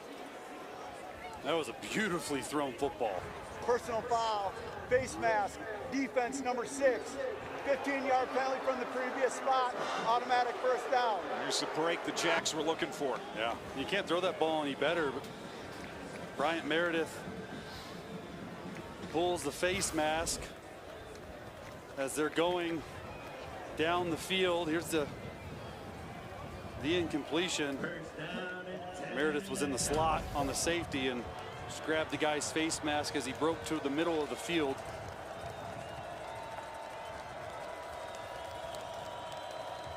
Ten penalties tonight, Clay, on Montana State. Not like them. 3 receivers to the left, but Vidlak spins it to the right for Bowler, and he's met immediately. Seth Johnson quickly makes that open field tackle. They've been throwing a lot of these stop routes to the short side of the field to Derek Bowler. You got to imagine at some point here quick, a double move is coming on a stop and go. 2nd down and 5. Vidlak going in the wrong direction, throws off his back foot, nobody home. So it'll be 3rd down and 5. And now here's another critical play in this game for Stephen F. Austin if they're going to stay in this thing. Yeah. 2-down territory for sure, down 20. Obviously don't want to kick a field goal and still be down 3 scorers, so opens up the playbook a little bit. If they want to run, they want to throw it to their best receiver, Kylan Harris. Down here in the slot, the bottom of your screen. Had a lot of success there on 3rd and short. Vidlak looking to the sideline. Let's see what offensive coordinator Chris Ross dials up. Jenkins in the backfield, and they're going to give it to him. There's a hole up the middle. Lowers his helmet and gets inside the 25. 1st down. Little draw play, and Jenkins found the seam up the middle and picks up the 1st down. There's a player down for Montana State. A light box right there. They check to a little counter pull action by the left guard. They've had success versus small box right there in the middle of the football field. Taden Gray was trampled by Jenkins on that play. We're going to step aside. Appears that he might be able to return. He had that big 4th quarter interception last week in the win over Yale for Montana State. His defense has been really good here tonight, but Stephen F. Austin has scored on 3 of their last 4 possessions. They need to get into the end zone here, Chase. Absolutely. If I'm offensive coordinator Chris Ross for SFA, knowing that Taden Gray is out, the backup nickel's in. They've had a lot of success in the middle of the football field versus too high safety look. Got to test that with Kylan Harris. FCS quarterfinals in Bozeman, Montana. 4th quarter, 1st and 10 for the Lumberjacks as Harris goes in motion. Play fake to Jenkins. Harris dropped another one. We've seen several receiver drops tonight for the Jacks. It's their 4th drop of the game, and he's going to turn this one up. Another injury. And now Paul Brott is limping to the sideline for Montana State. You mentioned it. Sam Vidlak does throw a very tough ball to catch. I mean, it is right on the money, but that ball is... He put some stank on it. Yeah, yes, he does. He put some stank on it. You see Brott grimacing over there on the sideline. So here's a 2nd and 10. Just inside the 25-yard line. Eric Gray, the center, checking at the line. Jenkins trying to feel his way through a hole on the left side. It closes quickly. Louis Lakepa and Taylor there to combine on the stop. It's a no gain, so 3rd down and long for Stephen F. Austin. And again, settling for 3 on this drive doesn't feel like that's accomplishing much. No, take it down to 17, 3-possession game. The way their defense has been playing, 2-down territory. And I'm going to say it again, the middle of the football field. They've been attacking it all game long. See if they go back to it. Vidlick from a clean pocket rips it off to Harris. He bobbled it, but somehow held on. Kylan Harris already has 2 drops today. We said it. Both of these safeties are so deep, Clay, that they're getting Kylan Harris matched up on linebackers in the middle of the field between the hashes. First down from the 12. Jenkins stays in the backfield. You got Harris and Bowler in a twin set to the right of the formation. Vidlack's going to go to the left corner, though, and it's overthrown. Whalen wants a flag, and he's going to get it. So another penalty flag against the Bobcats. They've really started to pile up. They're going to get Carson Williams here for a face mask on Clayton Whalen, trying to just throw a jump ball fade to the 6'3" receiver. Sort of been their MO tonight down here in the red zone, but Carson Williams in good, really good position, just pulls the face mask. Well, now 7 offensive linemen are going to come in, plus Gavin Rutherford, the backup quarterback who runs that short yardage goal line package.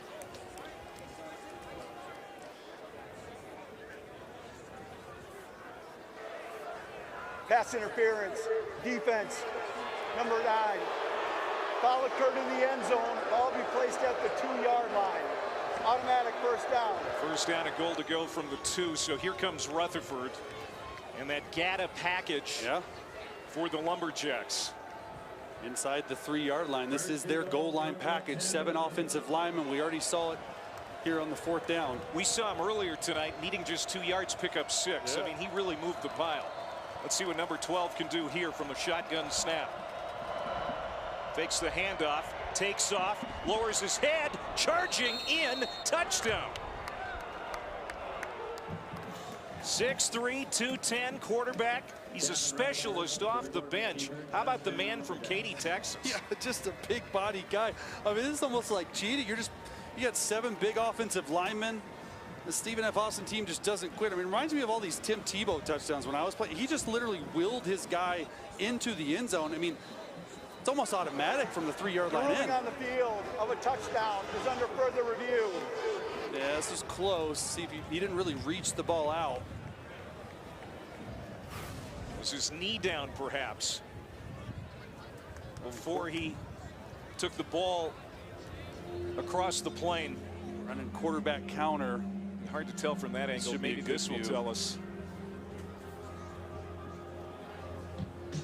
It's a smart thing by not reaching the football out. Is his left?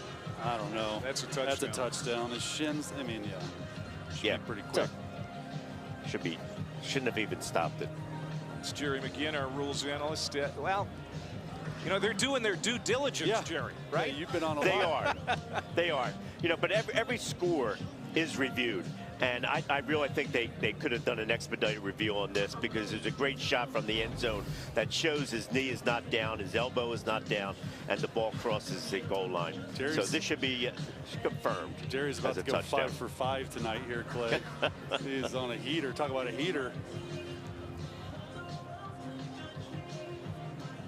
This Gavin Rutherford package has been quite a weapon in the red zone. They get what appears to be a touchdown here. And so now again, you know, 2 touchdown difference pending the extra point with 10:05 to go. After review, the ruling on the field of a touchdown is upheld. How about Colby Carthel's Lumberjacks from the piney woods of East Texas? He has established a really good culture there. Remember, he was a national champion head coach at Texas A&M Commerce back in 2017 at the Division II level. I mean, he has led championship runs before. Luis Perez is quarterback. Yeah. Hey. Alvarado coming on for the extra point, and he'll boot it through. So here we go again, a 13-point difference, still over 10 minutes to go in Bozeman, Montana. The FCS quarterfinals. Stephen F. Austin not going away. Austin goes 12 plays, 77 yards in 4.5 minutes. Rutherford, specialist quarterback who comes in, goal line package, scores. Remember, 2 penalties on Montana State for 25 yards that led to 2 first downs that helped SFA keep that drive alive. So Montana State has picked up a lot of penalties here tonight. 11 for 95 yards against. Yeah, that's a lot. That's not like them. They're usually really disciplined, and sort of what's kept SFA in the game. Jacob Hand kicks it through the back of the end zone. And so now Montana State will come out still leading by 13 points, but there's 10:05 to go. And you know, if you get a sudden change here, yeah. If Stephen F. Austin, I'm saying not just stop him, but can get a turnover, a takeaway, and do something with it, then all of a sudden this whole thing feels different. Still 10 minutes left in the game, down 13. A turnover at the very least, a punt. You have to stop them and get a punt. They've scored on 7 of their 9 drives tonight offensively. It's been a great game for Adam Jones. He has 3 touchdowns, his first 3 touchdown game of the season. Jalen Mayo makes the tackle. Julius Davis has not been out on the field since that 60-yard run that was called back after he had that taunting penalty. You're starting to see these safeties from Stephen F. Austin creep up to try and stop this run. They've run 30 times for 165 yards. Montana State has. See if they take a shot over top these safeties. Justin Lamson chased out of the pocket, looking downfield. He's really good on his feet, and he just runs for the first down. Just the will and the power of Justin Lamson.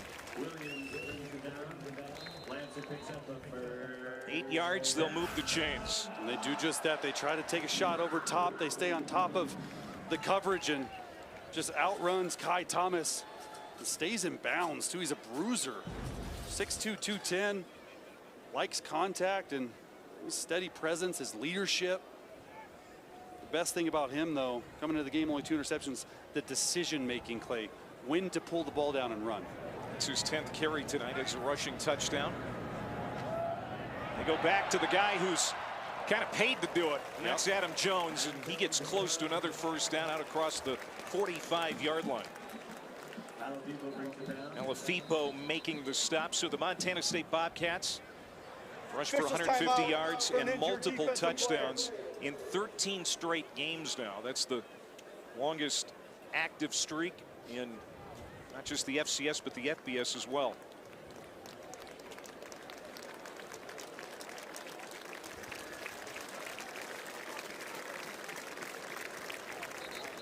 And Kai Thomas, the 6th-year senior from Elkhart, Texas, about an hour on the Stephen F. Austin campus, former steel wrestling champ, slow to get off the field. He's another big-time leader for SFA. They need him right now. It's crunch time. He's who encompasses East Texas tough.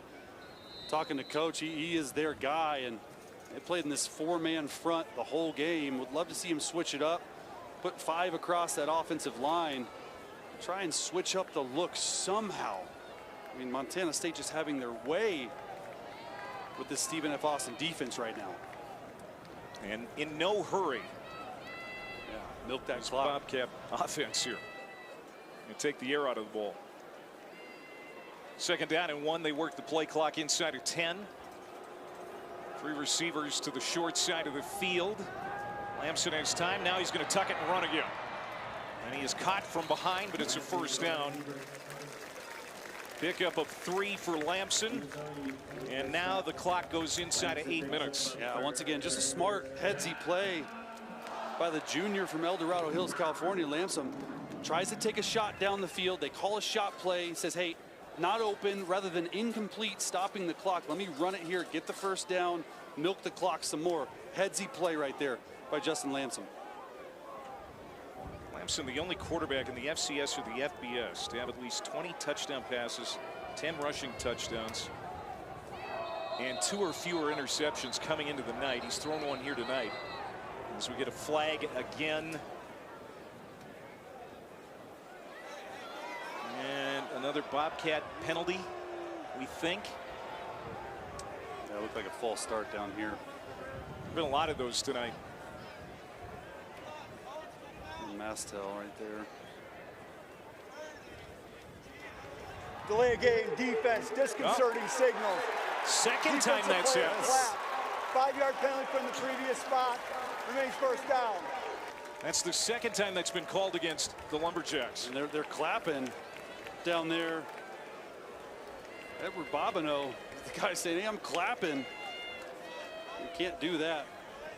You don't see that penalty very often. 2 times in one game, too. Well, Julius Davis has made a return appearance to the field. Senior from Menominee Falls, Wisconsin.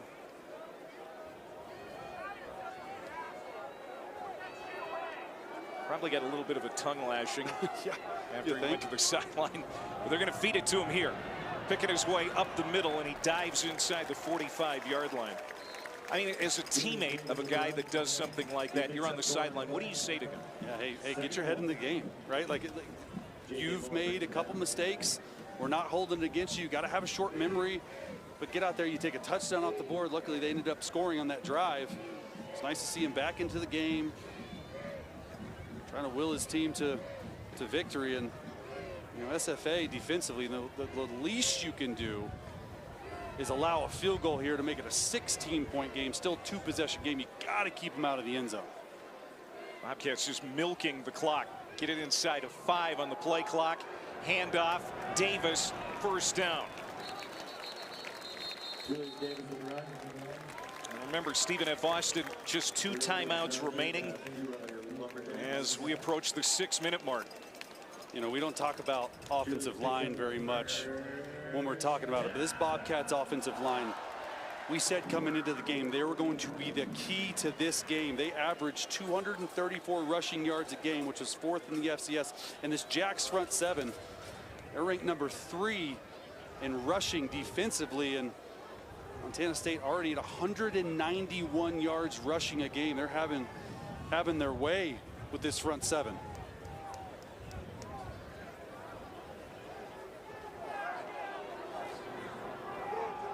Stay on the ground. And that will gain 4 for Davis. It's a really big offensive line too, Chase. I mean, you know, for the FCS, the starters average 6'5", 300. That's big.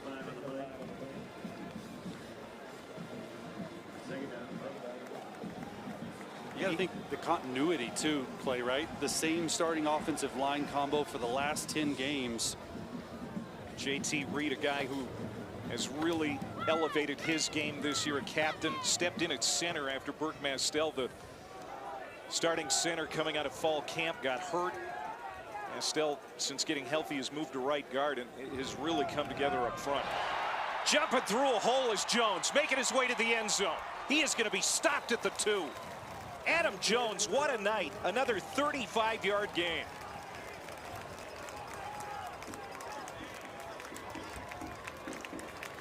Adam Jones showing the 2-headed monster of Julius Davis and Jones. Jones already with 3 touchdowns tonight. We talked about that big offensive line and just, man, they're having their way just open in the hole. I mean, they're not trying to run around them. They're trying to run right through them.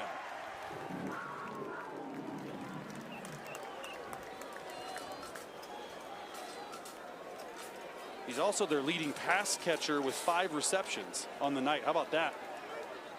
And a timeout here by Montana State as the play clock was winding down.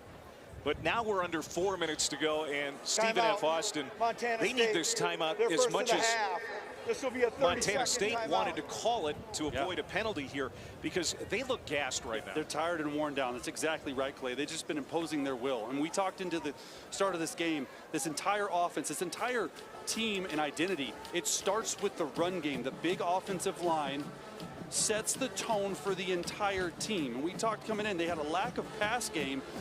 And this is a little bit different for them. They threw it first to set up the run game second. It's usually flipped. They usually run it to set up the pass game.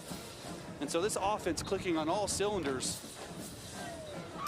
There's the taco again. We saw him last week at the game.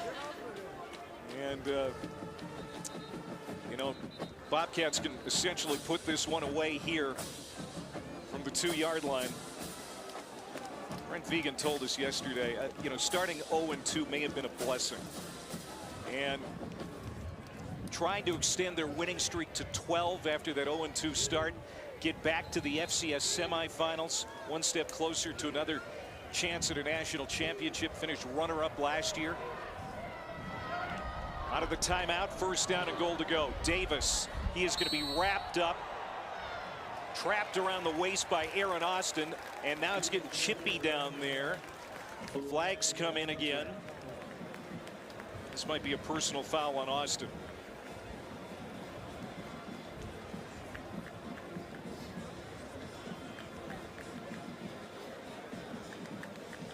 This is the kind of thing we kind of saw at the end of the Yale Montana State game last week. Unnecessary roughness, defense. That penalty enforced half the distance to the goal line from the dead ball spot. Automatic first down. It's an emotional time of year. It's playoff time. I mean, lose, you go home. Can't body slam them. Can't do WWE moves like that. Yep.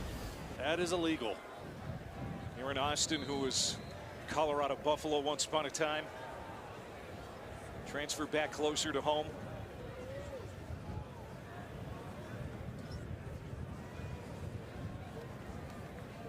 And Montana State in no hurry to break the huddle. 3.5 to go. From under center, Justin Lamson. Push it ahead.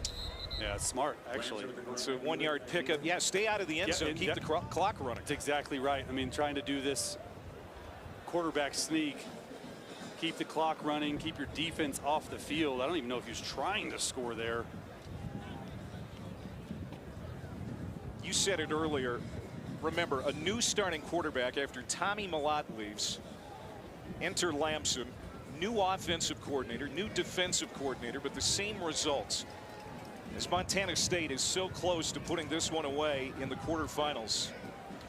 They have won their last 4 quarterfinal appearances going back to 2019 and ready to deliver the knockout blow here tonight. Stumbling away is Lamson, able to hand it off. Yeah. And the Jacks are going to hold their ground. Third down. You got to start using your timeouts here if you're Stephen F. Austin. If you want any chance at keeping this to a 2-score game, excuse me, to 16. They're just going to let this run down to the 2-minute timeout.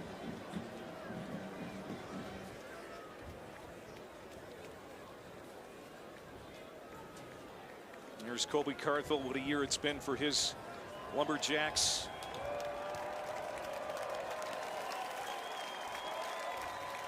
But the crowd here on its feet. 2-minute timeout at Bobcat Stadium. They can feel it now. They can taste it. A berth in the semifinals and possibly against their biggest rivals. Of course, this big game tomorrow in Missoula that will decide that. 2-minute timeout. Back in a moment. Still alive. UC Davis will play its game tomorrow. So will the Montana Grizzlies. Adam Jones, 3 touchdowns tonight, 2 on the ground. He's in the backfield. And we're going to get another flag. False start on Valken, tight end. False start, offense, number 80. 5-yard penalty from the previous spot, remains third down. You know, there's a lot that Vigen is going to like about this game, but the red zone false starts, that's going to rankle him a bit. 12th accepted penalty for 100 yards tonight. And honestly, a big penalty. You got to run it here on third down to keep the clock running, but Stephen F. Austin still has 2 timeouts left. Hold them to a field goal here. 16-point game. Third down and goal. Pass low to Dowler. Lamson on the run, threw it at the feet of his junior receiver, and so now it's 4th down, and they will have to bring out the field goal. I don't like that call at all. 1:56 left. You take 4 seconds off the clock rather than having SFA burn their timeout. Now he's wide open, and you think that your quarterback, who's completed 20 of 25 balls up to that point, is going to make the easy throw.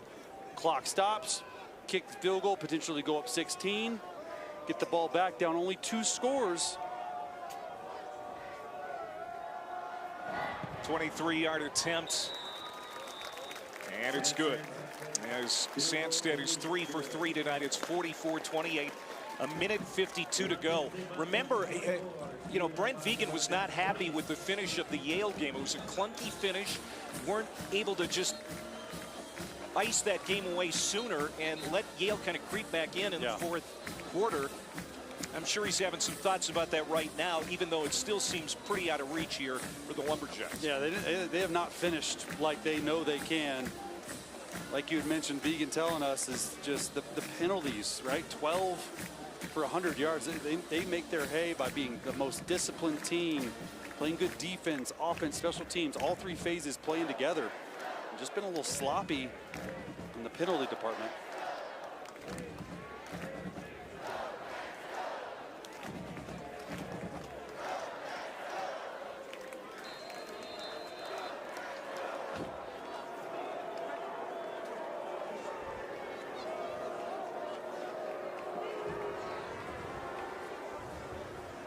Line drive kick handled at the 5 by Reese, and he's going to be stopped short of the 20.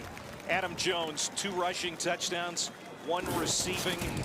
Sophomore captain. You don't see a lot of sophomore captains, but Adam Jones, a 1,000-yard rusher last year, has had a big year this year, and he has helped dominate this game at times. Yeah, I mean, as a freshman, Big Sky Freshman of the Year, and even honorable mention on All Big Sky, and he's continuing his big day today. 3 total touchdowns, 114 rushing yards, 5 catches for 46 yards, over $150 and 3 total touchdowns. Getting heated up. Vidlak was able to get it away, but it's incomplete. He wanted Wayland. Hunter Parsons was right up in his face. And there's Adam Jones. 114 on the ground.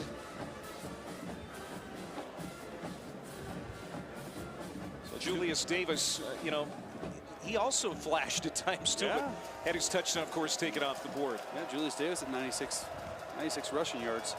You gotta love his emotion, though. You gotta love his spirit. Yeah, he has great spirit. They just need to channel it a bit. Channel it, exactly. 2 timeouts. Vidlak, he's going to be dumped again by Kenny Iden. What a night for the senior. 4th sack for the Bobcats tonight. Iden's been all over Vidlak since the opening kickoff. Yeah, Robert Keller, their starting left tackle, got sent to the bench, and Seth Martin came in, and they just continued all night long to leave Ken Iden one-on-one. And when you do that and you get to the quarterback as quickly as Iden does, that's why you get a 3-piece. 3 sacks. Their leader, their best pass rusher. Guy with a great motor, never gives up on plays. And look, Coach Cardell said, we said it. I didn't sleep much thinking about number 11, and he's ruined their day today. Forced 2 fumbles. Iden has definitely carried his weight here tonight. There's that Montana band. We haven't heard much from the Stephen F. Austin band since halftime.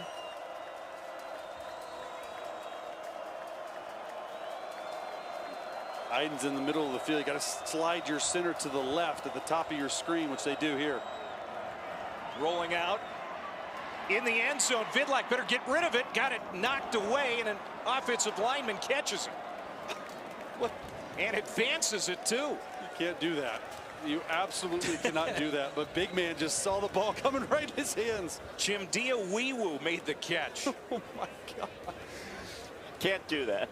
How often do the big man get a chance to catch a football, Clay?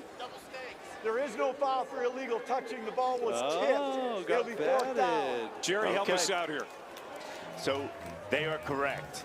If the ball is tipped by the defense, then anyone can catch the ball, which 54 did. So that was a good pickup by the crew. Yeah, it was good tipped. job. Yep. Thanks, Jerry. You're welcome. And you know what? Fourth down. That's a thrill for Wee Woo. Yeah, Wee Woo gets his first probably career catch. Playoff reception. Here's the game. 4th and 14. Here comes Montana State. They're going to get to him again. And that's going to be the ball game. Zach Cruz, 5th sack tonight for this defense.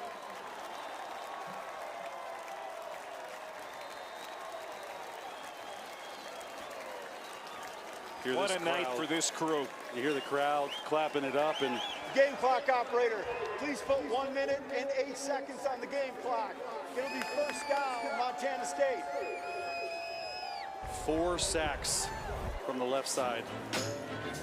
This was the only FCS quarterfinal tonight. We're going to have 3 more great ones tomorrow. Villanova and the 4-seed Tarleton State. You can see Tarleton 44 points per game. That is a terrific offense to watch. Montana at home against the Coyotes of South Dakota. That's going to be on ABC at 3:30 Eastern. And then Illinois State. Do they have more magic in them after knocking off the #1 seed North Dakota State last week? Brent Vegan, a North Dakota State alum. He has lost to the Bison in the playoffs 3 times, twice in the national title game. They are out of the way now. They are 1 step closer to getting back to the national championship game. And we'll see who they end up playing next Saturday. Going to be a lot of eyes on the Grizz tomorrow, Saturday, 3:30 Eastern on ABC. The Brawl Part 2. Montana State winning the first one.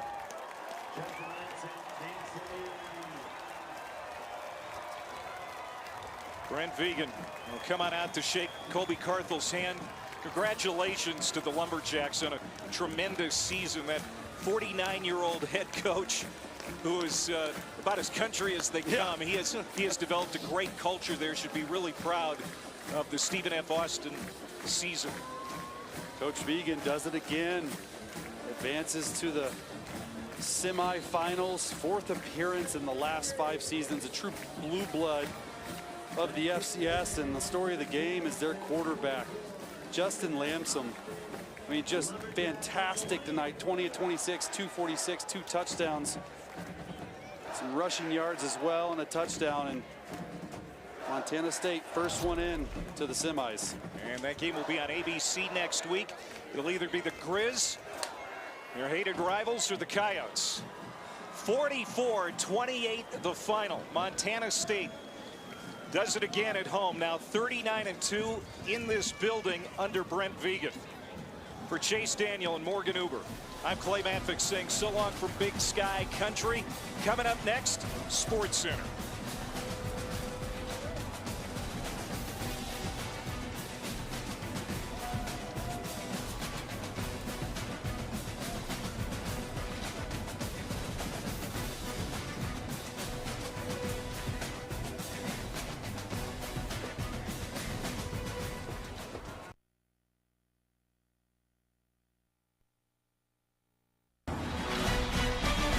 Welcome to the FCS Championship semifinal from Big Sky Country in Montana. How could you even dream up a more beautiful scene for college football than this? The snow covering the mountains, the sun shining in late December, and what a matchup we have. One of the most anticipated FCS playoff games in history. The 3-seed Grizzlies from Montana have come down the road to take on the 2-seed, the Bobcats of Montana State. A brawl